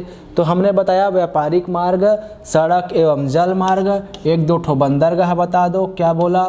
कोचीन और क्या विशाखापट्टनम। समुद्र बंदरगाहों से क्या है विदेशों को सामान जो है मतलब विदेशों से व्यापार होता था। ये बताया हमने क्या? व्यापारिक मार्ग। अब हम बताएंगे कि भारत क्या क्या निर्यात करता था। तो हेडिंग हो जाएगा हमारा विदेशों को निर्यात, यानी मुगल काल में विदेशों को क्या क्या वस्तुएं निर्यात की जाती थी। तो यहाँ पर आपको बता रहा हूँ कि हम भारत से क्या है, भारत में क्या ज़्यादा होता है, तो दो चार लिख सकते हो। सोरा, नमक है ना, कपास जो यहाँ पर ज़्यादा होती थी, है ना, सोरा, नमक, कपास आदि जो भी है देख लेना। आदि चीज़ों का हम क्या करते थे? विदेशों को निर्यात करते थे। ठीक है, तो हम निर्यात की वस्तुओं को लिखेंगे। अब हम अगला यहाँ पर कुछ देशों का नाम लिख देना। निर्यात हम लोग क्या है? मध्य एशिया एवं यूरोप को, है ना। यहाँ पर बताओगे ना भाई किसको निर्यात करते थे, ये सिर्फ सामान को थोड़ी लिख दोगे। यहाँ पर एक लाइन लिखोगे कि ये जो सामान थे ये हम मध्य एशिया एवं यूरोप को भेजते थे या निर्यात करते थे। ठीक है, अगला हेडिंग हम डालेंगे आयात, यानी कि हम क्या है विदेशों से क्या सामान भारत में मंगाते थे। तो हमारा हेडिंग हो जाएगा विदेशों से आयात, है ना। विदेशों से हम क्या क्या आयात करते थे। तो यहाँ पर लिखना कि जो भारत है वो विदेशों से क्या है दास, इसके अलावा उच्च नस्ल की घोड़े, सैन्य, है ना, आदि चीज़ें क्या है बाहर से मंगाता था, है ना। क्या क्या मंगाते थे या आयात करते थे? तो दास या जो भी था सैनिक या जो भी दास होते थे, गुलाम लिख सकते हो, गुलाम, दास या उच्च नस्ल के घोड़ों क्या है ये विदेशों से भारत में क्या करते थे मंगाते थे। एक आप एग्जाम्पल अगर लिखना चाहो तो या लिख देना कि जो लैटिन अमेरिका होता है ना, यह है लैटिन अमेरिका से हमने काजू व अनानास जो आज हम देखते हैं ये यहाँ से उस समय मुग़ल काल में मंगाए गए थे, है ना। लैटिन अमेरिका से क्या है काजू व अनानास मंगाए गए थे, ये हम आयात में लिख देंगे। और लास्ट हम लिखेंगे क्या कि व्यापार के सरलीकरण, है ना। तो विदेशी व्यापार को बढ़ावा मिले इसके लिए कुछ सरलीकरण जैसे उपाय किए गए थे। तो मैंने एक हेडिंग डाल दिया भाई क्या सरलीकरण। तो कैसे क्या काम किया? जैसे एक काम किया सीमा शुल्क को घटाया, और दूसरा एक और काम आपको याद आए तो यहाँ पे सरलीकरण में लिखना है। जैसे मैं यहाँ पे क्या लिखा, मैंने लिखा कि मुगल काल में क्या है विदेशी व्यापार को बढ़ावा देने के लिए कर मुक्त व्यापार को प्रोत्साहन दिया गया, है ना। तो यहाँ पर क्या लिखूंगा मैं कर मुक्त व्यापार, इसको भी प्रोत्साहन दिया गया ताकि विदेशी व्यापार भी हमारे देश में क्या हो, या फिर मुगल काल में विदेशी व्यापार बढ़े। और इसका एक उदाहरण देकर लिख लेना कि जहांगीर द्वारा ब्रिटिशों को क्या है सूरत में व्यापारिक कोठी खोलने की अनुमति, है ना। ये भी एक प्रकार से क्या है विदेशी व्यापार को सरल किया जा रहा है, तभी तो उन्हें यहाँ पर क्या है व्यापारिक को फैक्ट्रियाँ खोलने की अनुमति दिए। तो जहांगीर का एग्जाम्पल आप दे सकते हो, है ना। और लास्ट में आप बता सकते हो कि स्थिति, अगर जगह है तो भैया स्थिति बता दो कि व्यापार की स्थिति कैसे थी, है ना। यहाँ पर आप लिख सकते हो कि अकबर से लेकर शाहजहाँ तक जो विदेशी व्यापार था वो अपने उच्चतम स्तर पर था, परंतु औरंगजेब एवं परवर्ती मुगल काल में क्या है अराजकता एवं युद्ध की स्थिति कारण क्या है विदेशी व्यापार में गिरावट आई। स्थिति ही बता सकते हो। बड़े क्वेश्चन में आए तो एक पॉइंट हम क्या दे दिए स्थिति दे दिए। फिर लास्ट में आप कंक्लूजन करके लिख देना। इस प्रकार स्पष्ट है कि मुगल काल में क्या है विदेशी व्यापार अपने चरम स्थिति पर थी, जहां विभिन्न देशों से आयात निर्यात होते थे। ठीक है, इतना लिखकर हमारा ये आंसर क्या है, कंप्लीट करना था। किसी बुक में आप ढूंढोगे तो नहीं मिलेगा, आपको अलग अलग जगह से जो जो पढ़े हो, जैसे जहांगीर वाला पढ़े उसको यहाँ पर उपयोग करना था और इस तरह से अपना क्या है आंसर फ्रेम करना था। तो यही हमारा मकसद है कि आपको आंसर फ्रेमिंग करना सिखाना है, ताकि आप किसी भी एक बुक से पढ़ो, उसी बुक से पढ़कर आप क्वेश्चन को अपना माइंड यूज करके उसका अच्छे से अच्छा आंसर लिख सको। ठीक है, इसका हम आंसर देखते हैं। लिखा हुआ आंसर ये देखो, है ना, लिखा हुआ आंसर देखो यहाँ पर, विदेशी व्यापार, है ना। सबसे पहले क्या है, कर के बोझ को कम किया गया। जो पॉइंट बोला हूँ सेम वही लिखा है, आप देख सकते हो।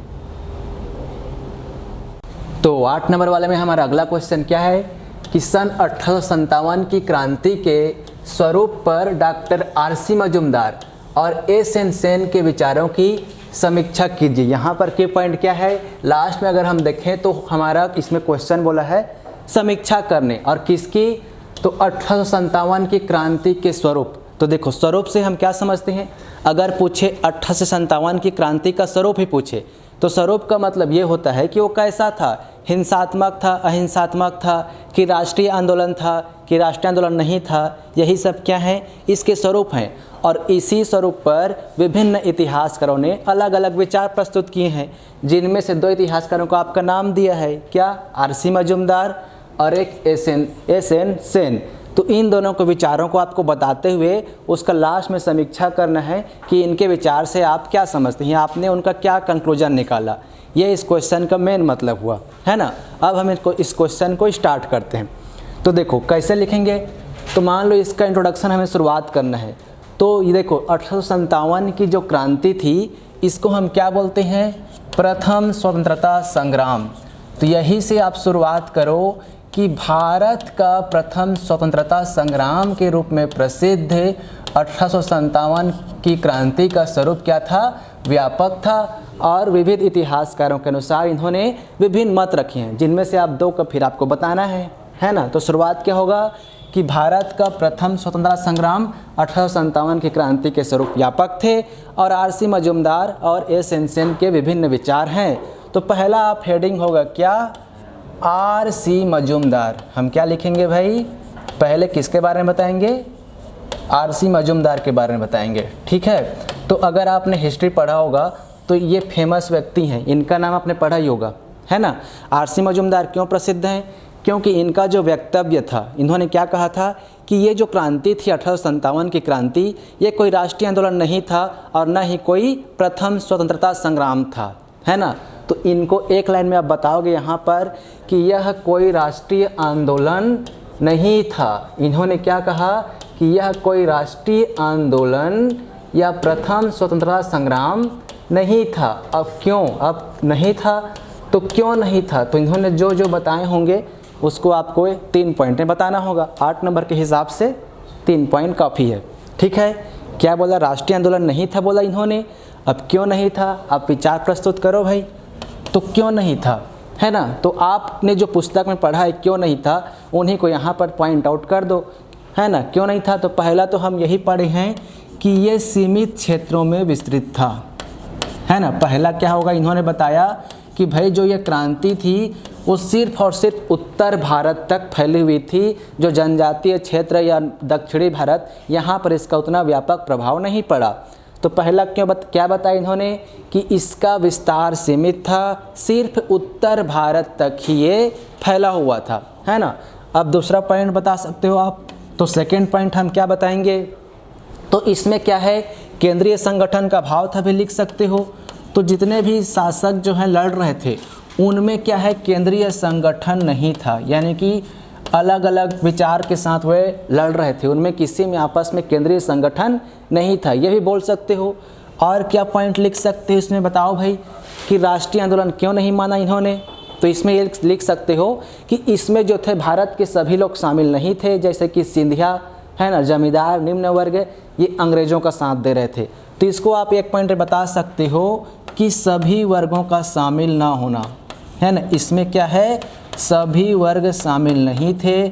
आप किसको किसको बताओगे, इसमें डालकर लिखोगे कि जमींदार व निम्न वर्ग इसमें अंग्रेजों का साथ दे रहे थे, इसीलिए हम क्या है मजूमदार जी ने इसको राष्ट्रीय आंदोलन नहीं कहा। अब देखो दूसरा नाम क्या है, एस एन सेन। अब यहाँ पर इन्हीं दोनों को क्यों पूछा? अगर आपको एस एन सेन के बारे में नहीं पता तो यहाँ पर आप थोड़ा सा दिमाग लगा सकते हो। देखो है ना, ये क्वेश्चन पूछने का अर्थ समझो कि दोनों के विचार जरूर दोनों विरोधाभास होंगे।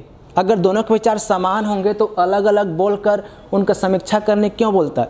ये क्वेश्चन से ही हमें समझ जाना चाहिए कि ये दोनों के विचार जो हैं विरोधाभास होंगे। अगर इन्होंने राष्ट्रीय आंदोलन इसको नहीं माना तो 100% इन्होंने इसको राष्ट्रीय आंदोलन माना होगा। अगर आपको एस एन सेन के बारे में नहीं पता कि इन्होंने क्या कहा तो इसी को जस्ट पलट कर भी आप लिखते तो आपका आंसर सही हो सकता था, है ना। तो जस्ट इसके विपरीत इन्होंने कहा कि यह भारत का पहला राष्ट्रीय आंदोलन था या पहला स्वतंत्रता संग्राम था। तो इन्होंने क्या है स्वीकार किया कि 1857 की क्रांति क्या थी, पहला स्वतंत्रता संग्राम था। तो इन्होंने इसको स्वीकार किया। अब क्यों स्वीकार किया तो इसके बारे में भी आपको 3 पॉइंट बताना है। तो क्या क्या बता सकते हैं? तो पहला तो आप ये बोलो, है ना, क्यों राष्ट्रीय आंदोलन था? तो भाई यह पहला ही आंदोलन था, क्या पहला ऐसा आंदोलन था जिसमें पूरी जनता क्या है ब्रिटिश सरकार से मुक्ति चाहती थी। यानी कि पहला ऐसा आंदोलन था जिसमें पूरी जनता ब्रिटिशों से क्या है पूर्ण मुक्ति चाहती थी। और क्या बता सकते हैं दूसरा कि ये राष्ट्रीय आंदोलन था? तो इसमें आप ये तर्क दे सकते हो कि यही पहला आंदोलन था जिसमें हमें राष्ट्रीय एकता देखने को मिलती है। यानी कि पूरे राष्ट्र में क्या है एकता, राष्ट्रीय एकता। यानी इसमें आप लिख सकते हो कि इसी आंदोलन में हमें क्या है हिंदू मुस्लिम एक साथ एकजुट होकर राष्ट्रीय आंदोलन में भाग लेते हुए दिखाई पड़ते हैं, है ना। जैसे दिल्ली में बहादुर शाह जफर थे, कानपुर में तात्या टोपे थे। तो इस तरह से क्या है हिंदू मुस्लिम सभी वर्ग सभी धर्म के लोगों ने क्या है एकता, राष्ट्रीय एकता दिखाई दिया। तीसरा आप जोड़ सकते हो कि यही पहला आंदोलन था, है ना, जिसमें क्या है कृषक व निम्न वर्ग, है ना, कृषक निम्न वर्ग व महिलाएं भी शामिल हुई। तो इसमें लिख सकते हो लगभग सभी वर्ग इस आंदोलन में भागीदारी करते हुए दिखाई देते हैं, जिसमें कृषक और क्या है निम्न वर्ग भी शामिल हुए, है ना। तो ये 3 पॉइंट में हम बता सकते हैं भाई कि क्यों ये क्या है राष्ट्रीय आंदोलन था, है ना। इनके अनुसार से, किनके अनुसार से, एस एन सेन के अनुसार से। अब हमारा क्वेश्चन का एंडिंग करना है तो क्या बोला है समीक्षा करनी है। तो अब इन दोनों के विचार को आपने बता दिया, अब इन्हीं के विचारों को लेकर आपको समीक्षा करनी है।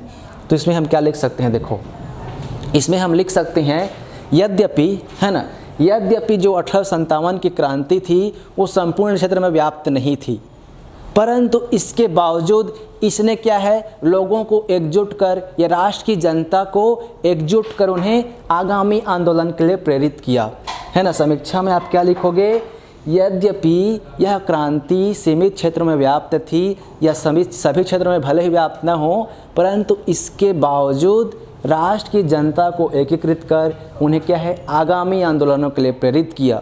अब आपको इन दोनों का नाम लेते हुए बताना है कि आर.सी. मजूमदार और एस एन सेन ने अपने अपने विचार प्रस्तुत किए। इनके विचारों से हम विश्लेषण कर पाते हैं कि क्या है यह आंदोलन लोगों में राष्ट्रीयता की भावना जगाने वाला पहला आंदोलन था।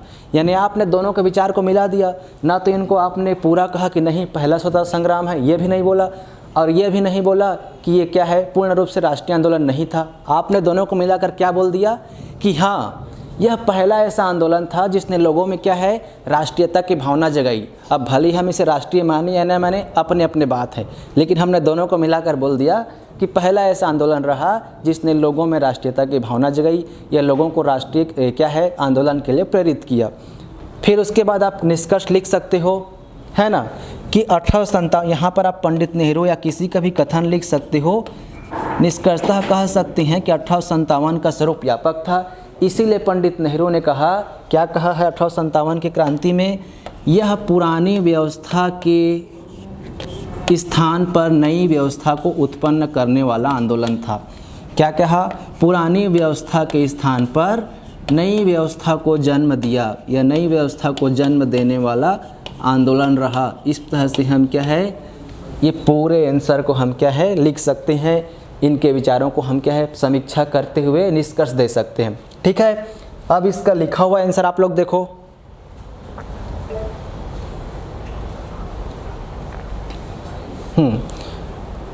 ये देखिए जो मैंने अभी समझाया वही एक कॉपी में लिखा हुआ है जिसको आप देख सकते हो, है ना। शुरुआत कहाँ से, भारत की प्रथम स्वतंत्रता संग्राम लिखा हुआ है, उसके बाद आरसी मजूमदार के क्या क्या विचार थे, है ना। तो इन्होंने क्या है, व्यक्तिगत स्वतंत्रता के लिए लड़ा गया था, उत्तर भारत तक ही सीमित था, सभी वर्ग शामिल नहीं थे, है ना।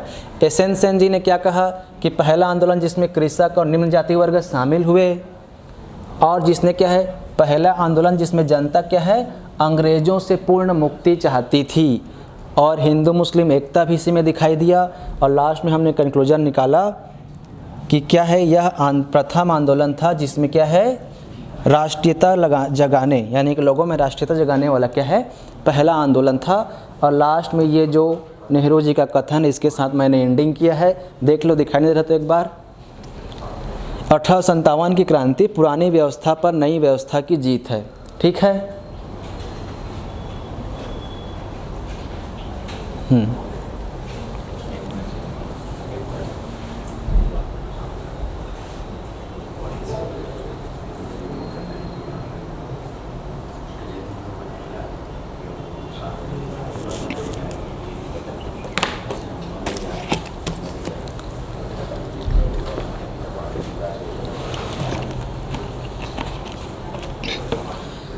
तो हम क्या है, देखो अब हम क्या है 15 नंबर के क्वेश्चन में आते हैं।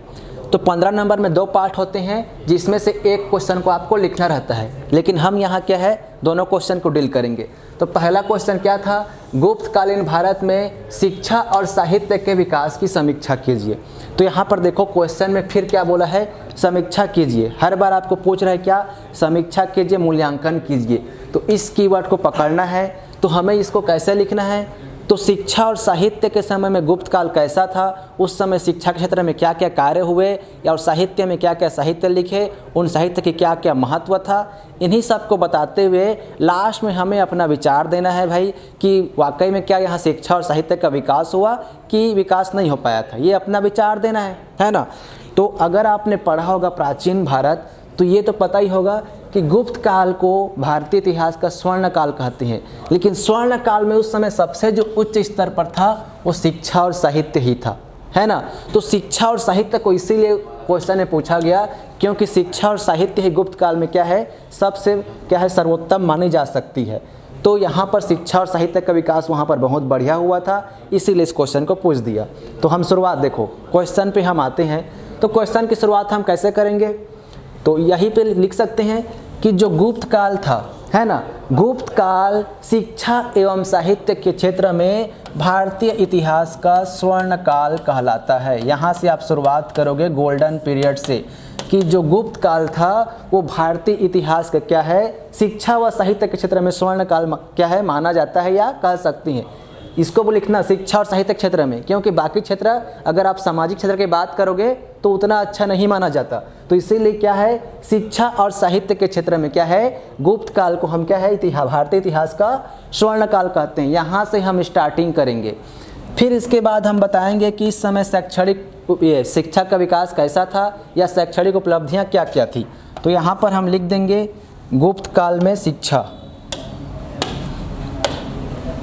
यहाँ पर क्या लिखेंगे, हेडिंग हमारा हो जाएगा गुप्त काल में शिक्षण व्यवस्था या गुप्त काल में शिक्षा, है ना। ये आप हेडिंग डालोगे गुप्त काल में शिक्षा।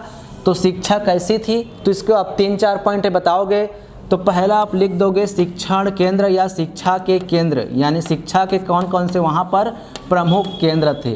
तो पहला हेडिंग मैंने क्या डाल दिया, शिक्षा के केंद्र। देखो तो इसमें आपको क्या दिखाना है, शिक्षा के केंद्र में कि गुप्त काल में कौन कौन से क्या है शहर थे, नगर थे, राजधानियाँ थी जहाँ शिक्षा अपने उच्चतम स्तर पर थी। तो यहाँ पर आप 2-3 नाम लिख सकते हो, एक पाटलिपुत्र, वल्लभी, मथुरा आदि क्या क्या थे, शिक्षा के प्रमुख केंद्र थे, है ना। पाटलिपुत्र, मथुरा, वल्लभी ये सब क्या थे उस समय, शिक्षा के प्रमुख केंद्र थे जहाँ उच्चतम शिक्षा प्रदान की जाती थी। तो शिक्षा के केंद्र में भी गुप्त काल क्या है, बढ़िया था, प्रसिद्ध था। दूसरा हम लिख सकते हैं शिक्षा के विषय वस्तु, यानी कि वहाँ पर कौन कौन सी शिक्षा प्रदान की जाती थी। तो शिक्षा की विषय वस्तु तो इसमें हम क्या बता सकते हैं कि गुप्त काल में क्या है। देखो आपने गुप्त काल के बहुत सारे वैज्ञानिकों को पढ़ा होगा, तो इसीलिए पता चलता है कि गुप्त काल में गणित की शिक्षा सबसे अच्छी थी, और इसके अलावा क्या है खगोल शास्त्र बढ़िया था वहाँ पर, चिकित्सा शास्त्र में भी क्या है यहाँ पढ़ाई होती थी। तो जितने भी क्या है उच्चतम शिक्षा के जो विषय थे, गणित, विज्ञान, खगोल, चिकित्सा आदि सभी विषय यहाँ पर क्या है अध्ययन कराए जाते थे।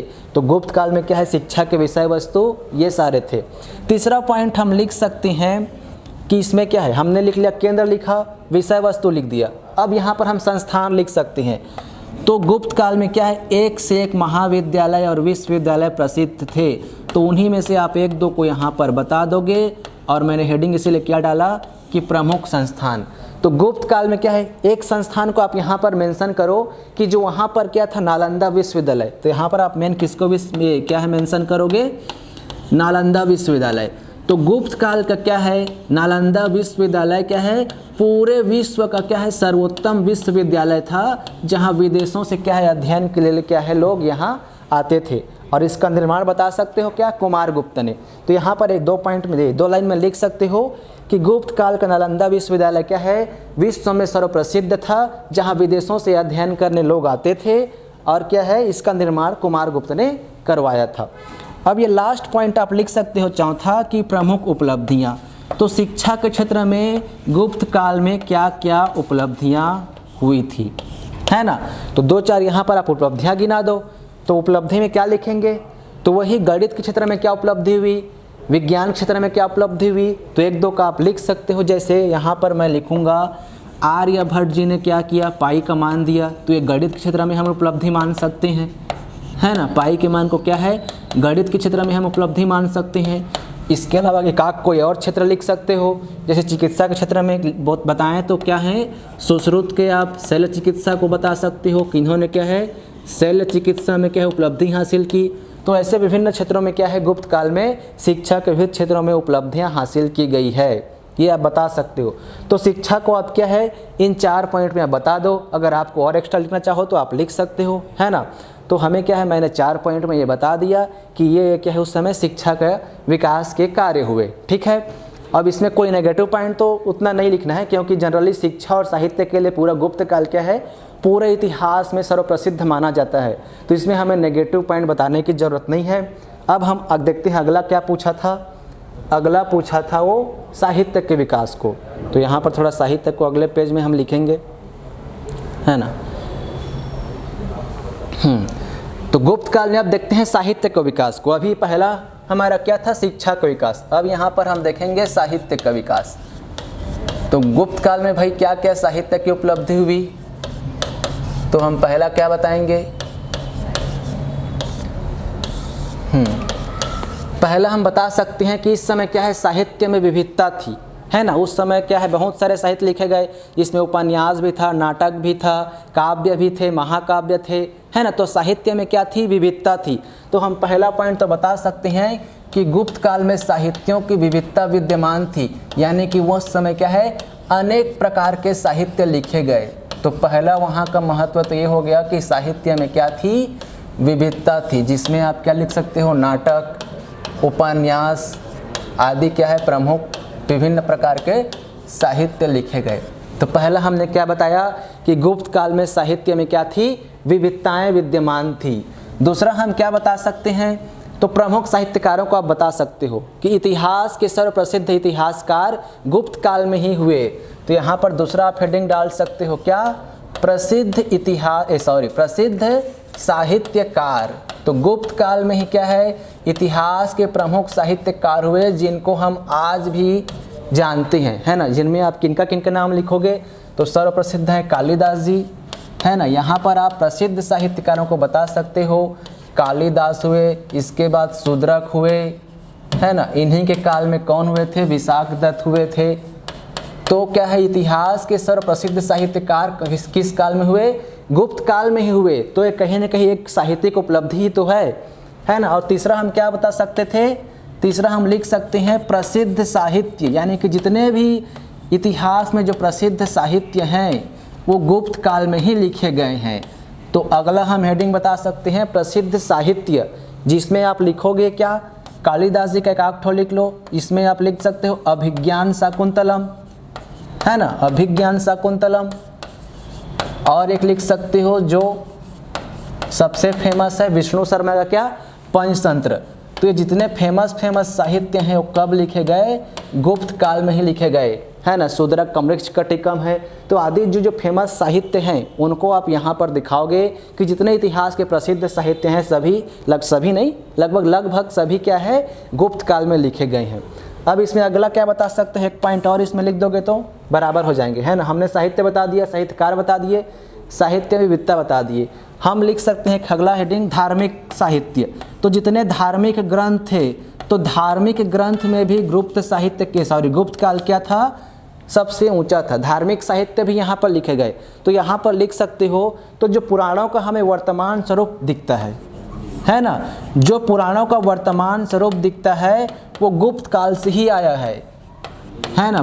पुराणों का वर्तमान स्वरूप कहाँ से आया है, गुप्त काल से ही आया है। और इसके अलावा जो स्मृतियाँ हैं, स्मृतियाँ भी बहुत सारी स्मृतियाँ भी गुप्त काल में लिखी गई हैं, जिसमें आप लिख सकते हो क्या, नारद स्मृति है, पराशर स्मृति है। ये जितनी स्मृतियाँ हैं ये भी किस काल में लिखी गई हैं, गुप्त काल में लिखी गई हैं। तो ये 4 पॉइंट में हमने क्या है, साहित्य को बता दिया कि उस समय जो साहित्य का स्तर था वो क्या था, सर्वोच्च था। और विभिन्न प्रकार के प्रसिद्ध साहित्य गुप्त काल में लिखे गए थे। ये हमने साहित्य को बता दिया। अब लास्ट में हम करेंगे क्या, समीक्षा। यही तो बोला था ना क्वेश्चन में कि गुप्त काल के इतिहास, साहित्य एवं शिक्षा के विकास की समीक्षा कीजिए। तो अब हम समीक्षा क्या करेंगे, तो पहले साहित्य क्या है, शिक्षा को देखते हैं। साहित्य को देख लो, तो इसमें लिख सकते हो उपयुक्त विवरणों से स्पष्ट है कि गुप्त काल क्या है, साहित्य एवं शिक्षा की दृष्टि से उच्च था, है ना। यहाँ की साहित्यिक प्रसिद्धि के कारण ही मध्यकाल एवं ब्रिटिश काल में विभिन्न क्या है, गुप्तकालीन साहित्यों का अनुवाद किया गया। ये प्रसिद्धि, हाँ ये आप लाइन बताओगे, साहित्य की ही प्रसिद्धि के कारण क्या है, जितने भी अभिज्ञान शाकुंतलम है, विष्णु शर्मा का पंचतंत्र है, उनको मुगल काल में फारसी में अनुवाद कराया गया, ब्रिटिश काल में इंग्लिश में अनुवाद हुआ। तो क्योंकि ये साहित्य सबसे प्रसिद्ध साहित्य हैं, तभी तो मध्यकाल और ब्रिटिश काल में इनका अनुवाद किया गया। तो ये बताओगे तो पता चलेगा कि हाँ वाकई में क्या है, इनका साहित्य जो है सर्वोच्च लेवल का था। ये हमने साहित्य को बता दिया। और एक लाइन में हम बता देंगे कि यहाँ की शिक्षा भी क्या है, सर्वोच्चतम थी। यहाँ जो गणित, विज्ञान एवं विभिन्न क्षेत्रों में जो उपलब्धियाँ हासिल की गई, वर्तमान के भी क्या है, विज्ञान की दृष्टि से महत्वपूर्ण है। इस तरह से आप क्या है, इस क्वेश्चन को एंड करोगे, है ना, इस क्वेश्चन का आंसर लिखोगे। तो अब देखते हैं इसका लिखा हुआ आंसर, आप लोग देख लो। ये देखो, ये पहले पेज में क्या है, शिक्षा वाला पहले पेज में आ गया है, जिसमें 4 पॉइंट में बताया गया है कि केंद्र वल्लभी, पाटलिपुत्र, उज्जैनी, काशी आदि शिक्षा के प्रमुख केंद्र थे। संस्थान कौन था, नालंदा विश्वविद्यालय था।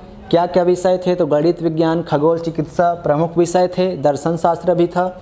उपलब्धियाँ क्या है, तो वही आर्यभट्ट के पाई कमान, वराहमिहिर का चक्री चतुर्भुज, है ना। इसके अलावा क्या है, सुश्रुत के शल्य चिकित्सा जैसे कीर्तिमान हासिल किए गए। अब देखो अगला पेज जो है वो साहित्य के बारे में है। तो साहित्यिक विविधता है पहला, साहित्यकार लिखा हुआ है, प्रसिद्ध साहित्य है और धार्मिक साहित्य हैं, ये चारों बताया गया। और समीक्षा में जो मैंने वर्ड बोला है वो यहाँ पर एज इट इज लिखा हुआ है। तो इसको आप देख सकते हो, लिख भी सकते हो, स्क्रीनशॉट भी ले सकते हो। ठीक है। तो हम अब जो सेकेंड पार्ट यानी कि 15 नंबर का जो ऑप्शनल वाला क्वेश्चन था उसको देखते हैं। दूसरा क्वेश्चन क्या था। तो दूसरा क्वेश्चन देखो क्या था। तो जो 15 नंबर में हमारा दूसरा क्वेश्चन था वो है कैबिनेट मिशन योजना क्या थी, उसका मूल्यांकन कीजिए। यहाँ पर भी की पॉइंट क्या है, मूल्यांकन करना है। आपको कैबिनेट मिशन नहीं बता देना है कि कैबिनेट मिशन में ये प्रावधान थे, कैबिनेट मिशन ये थी, उसको बताना है कि क्या थी, बताना है उसके प्रावधानों का, फिर बताना है कि उसमें क्या फ़ायदे वाला चीज़ था, क्या घाटे वाला चीज़ था, और लास्ट में उसका आपको निष्कर्ष निकालना है ना। तो ये इसमें क्या है, इसका जो फ्रेमिंग क्या बनेगा, पहला हमारा जो इंट्रोडक्शन होगा उसमें कैबिनेट मिशन योजना क्या थी उसको बताएंगे, फिर उसमें जो पॉजिटिव जो क्या बोलते हैं प्रावधान थे, जो सकारात्मक प्रावधान थे उसको बताएंगे, फिर उसके बाद उसमें क्या क्या कुछ नेगेटिव चीज़ें थीं या नकारात्मक प्रावधान थे उसको बताएंगे, और लास्ट में हम बताएंगे कि क्या कंक्लूजन, यानी कि इन दोनों को देखते हुए हमने इसे क्या निष्कर्ष मिला, या इसने आगामी जो हुए थे भारत के इतिहास के स्वतंत्रता आंदोलन के बाद क्या उस पर प्रभाव पड़ा, ये हमारा निष्कर्ष हो जाएगा भाई, समीक्षा हो जाएगी या मूल्यांकन, है ना। तो चलो बिना देर के इसको शुरू करते हैं। तो पहले हम क्या बताएंगे, कैबिनेट मिशन योजना क्या थी। तो क्या थी कैबिनेट मिशन योजना, तो भाई यह एक प्रकार का मिशन था या योजना था जिसका उद्देश्य क्या था, संविधान निर्माण हेतु कार्य प्रणाली तैयार करना। तो कैबिनेट मिशन वह योजना थी या एक ऐसी योजना थी जिसका उद्देश्य क्या था, संविधान निर्माण हेतु कार्य प्रणाली, है ना, यानी संविधान निर्माण के लिए चर्चा करने का जो भी था वो बोल सकते हो।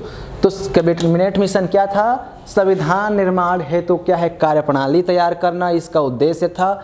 और इसमें आप बता सकते हो कि ये क्या है, कब आया था कैबिनेट मिशन, तो 1946 में आया था। तो इस डेट को भी मेंशन कर सकते हैं इंट्रोडक्शन में, 24 मार्च 1946 को भारत आया।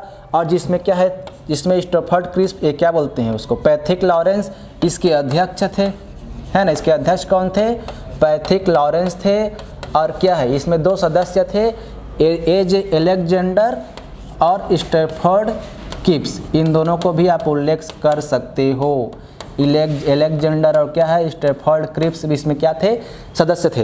तो आप 2.5 लाइन में आप इसको पूरा बता दो क्या थी, कि ये क्या है, 24 मार्च 1946 को आया हुआ एक योजना था जिसमें ये लोग थे और इसका उद्देश्य क्या था, संविधान निर्माण हेतु कार्यप्रणाली तैयार करना।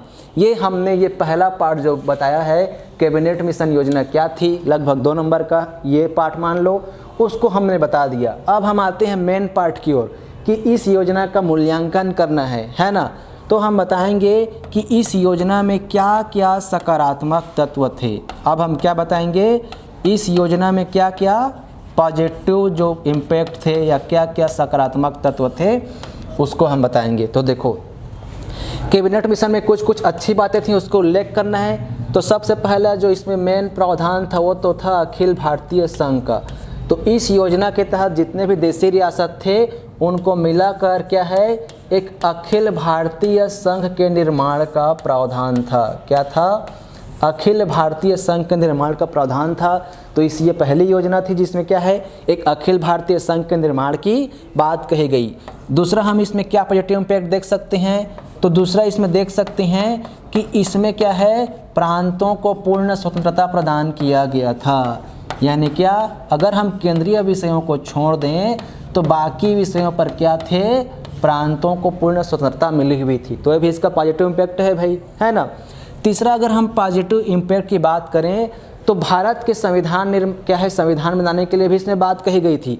और उसके लिए क्या था, एक संविधान सभा का भी गठन किया गया इसके तहत। तो ये संविधान सभा ने हमारा संविधान बनाया अपने अपने विचार देकर, है ना। तो इसमें एक और पॉजिटिव इम्पैक्ट क्या हो गया कि इसी मिशन के तहत संविधान सभा के निर्माण की बात हुई और जिसने संविधान का क्या है, निर्माण किया। अगर हम इसमें और पॉजिटिव इम्पैक्ट की बात करें तो अगला पॉइंट हम इसमें क्या जोड़ सकते हैं, तो इसमें हम जोड़ सकते हैं एक अंतरिम सरकार के गठन का भी प्रावधान, है ना।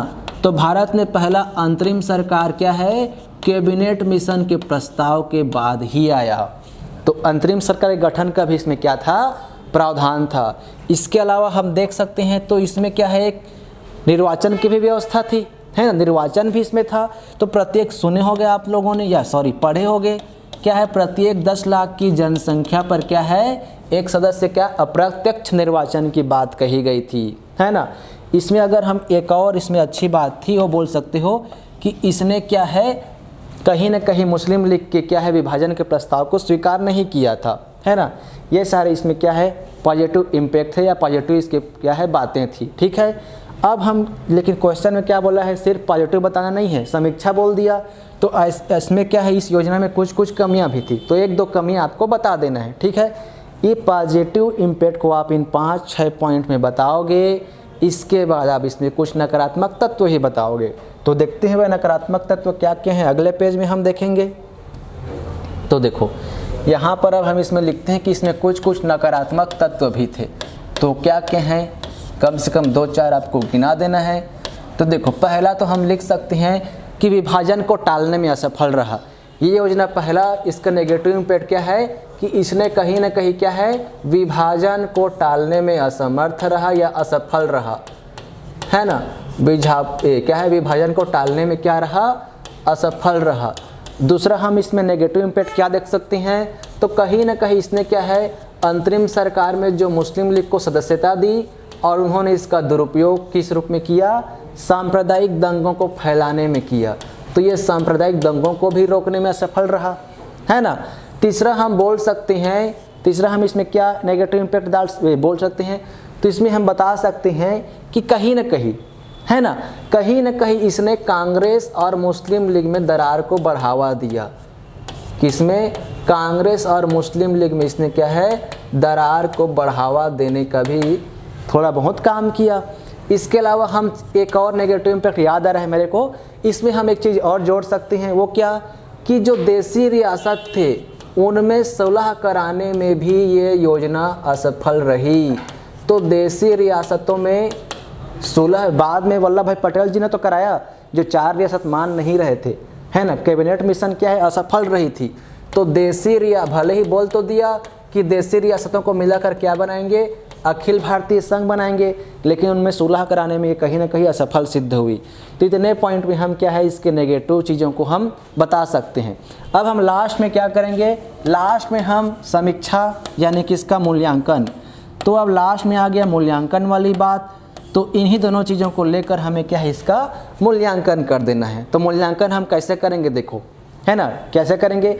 यद्यपि क्या है, कैबिनेट मिशन योजना में कुछ कमियां थी कि ये विभाजन को टाल नहीं पाया, परंतु इसके बावजूद, है ना, परंतु इसके बावजूद क्या है, भारत में संविधान निर्माण, प्रत्यक्ष निर्वाचन कराने तथा जो संविधान के प्रस्तावना में लिखा हुआ है क्या, संपूर्ण प्रभुत्व संपन्न लोकतांत्रिक गणराज्य की स्थापना में महत्वपूर्ण योगदान दिया। ठीक है, समीक्षा में हम क्या बताएंगे, भले ही क्या है भाई इसमें कुछ कमियां थी, विभाजन को टाल नहीं सका, अलग अलग प्रांत बनाने पड़े, फिर भी क्या है, जो हमें अब का भारत जो दिखता है कैसा, संपूर्ण प्रभुत्व संपन्न लोकतांत्रिक गणराज्य जैसा भारत देने में महत्वपूर्ण योगदान दिया। ऐसे करके आप इस क्वेश्चन को आप क्या है, एंडिंग कर सकते थे। अब देखो इसको लिखा कैसा हूँ मैं, उसको आपको दिखा देता हूँ, है ना। ये सेकेंड क्वेश्चन यहाँ पर थे। देखो, पहले योजना के बारे में बताया कि इस दिन योजना आया, पैथिकलास अध्यक्ष थे, स्टोपर्ट क्रिप्स और अलेक्जेंडर सदस्य थे। योजना का उद्देश्य क्या था, संविधान तैयार करने हेतु संविधान निर्माण हेतु कार्यप्रणाली तैयार करना। अब ये सारे पॉइंट तो मैं आपको बताया ही था, एक बार आप खुद देख सकते हो, है ना। ठीक है, अब इसका अगला वाला पार्ट क्या था, इसमें नकारात्मक चीज़ें ही, जो 4 चीज़ें नकारात्मक बताया वो भी यहाँ लिखा हुआ है, और लास्ट में लिखा हुआ है समीक्षा, है ना। समीक्षा में लिखा हुआ है कि कैबिनेट मिशन, संविधान निर्माण, विधानमंडल के लिए, है ना। यहाँ पर आपको अंडरलाइन, देखो यहाँ पर अंडरलाइन की कमी दिख रही है, आपको अंडरलाइन पे ध्यान देना है। जैसे कि इसमें अंडरलाइन क्या आएगा, जो रक्षा, संचार, विदेशी मामले, इसमें अंडरलाइन करो, है ना। इसमें क्या है, मुस्लिम लीग के सदस्यों, ये नहीं, इसमें अंडरलाइन होगा क्या, ये दंगों को बढ़ावा। इस तरह से आपको की पॉइंट को क्या है, अंडरलाइन करना है। समीक्षा में जैसे क्या है, संविधान निर्माण में योगदान दिया, निर्वाचन में योगदान दिया, है ना। इसके अलावा क्या है, दंगों को रोकने में, ये तो नहीं है, आदि चीज़ों की, हाँ यहाँ पर जो मेन है, संपूर्ण प्रभुत्व संपन्न और लोकतांत्रिक गणराज्य में क्या है, महत्वपूर्ण भूमिका निभाई। ठीक है, इस तरह से हम क्या है, इस क्वेश्चन को लिख सकते हैं। तो यहाँ पर हमारा जो पेपर 3 का पार्ट 1 इतिहास था वो समाप्त होता है। हम आगे ही अब इसके बाद क्या है, जो पेपर 3 मतलब जो आपका क्या है, जनरल स्टडी 1, उसका जो सेकेंड पार्ट है संविधान लोक प्रशासन, और थर्ड पार्ट है छत्तीसगढ़ इतिहास, उसको भी हम जल्द आपके क्या है, आपके समक्ष लेकर आएंगे। और इसी तरह से हम क्या है, 2022 का पूरा एक्सप्लेनेशन क्लास आपको देने वाले हैं। तो बने रहिए हमारे साथ, अगले सीरीज के लिए इंतज़ार करिए। तब तक के लिए धन्यवाद।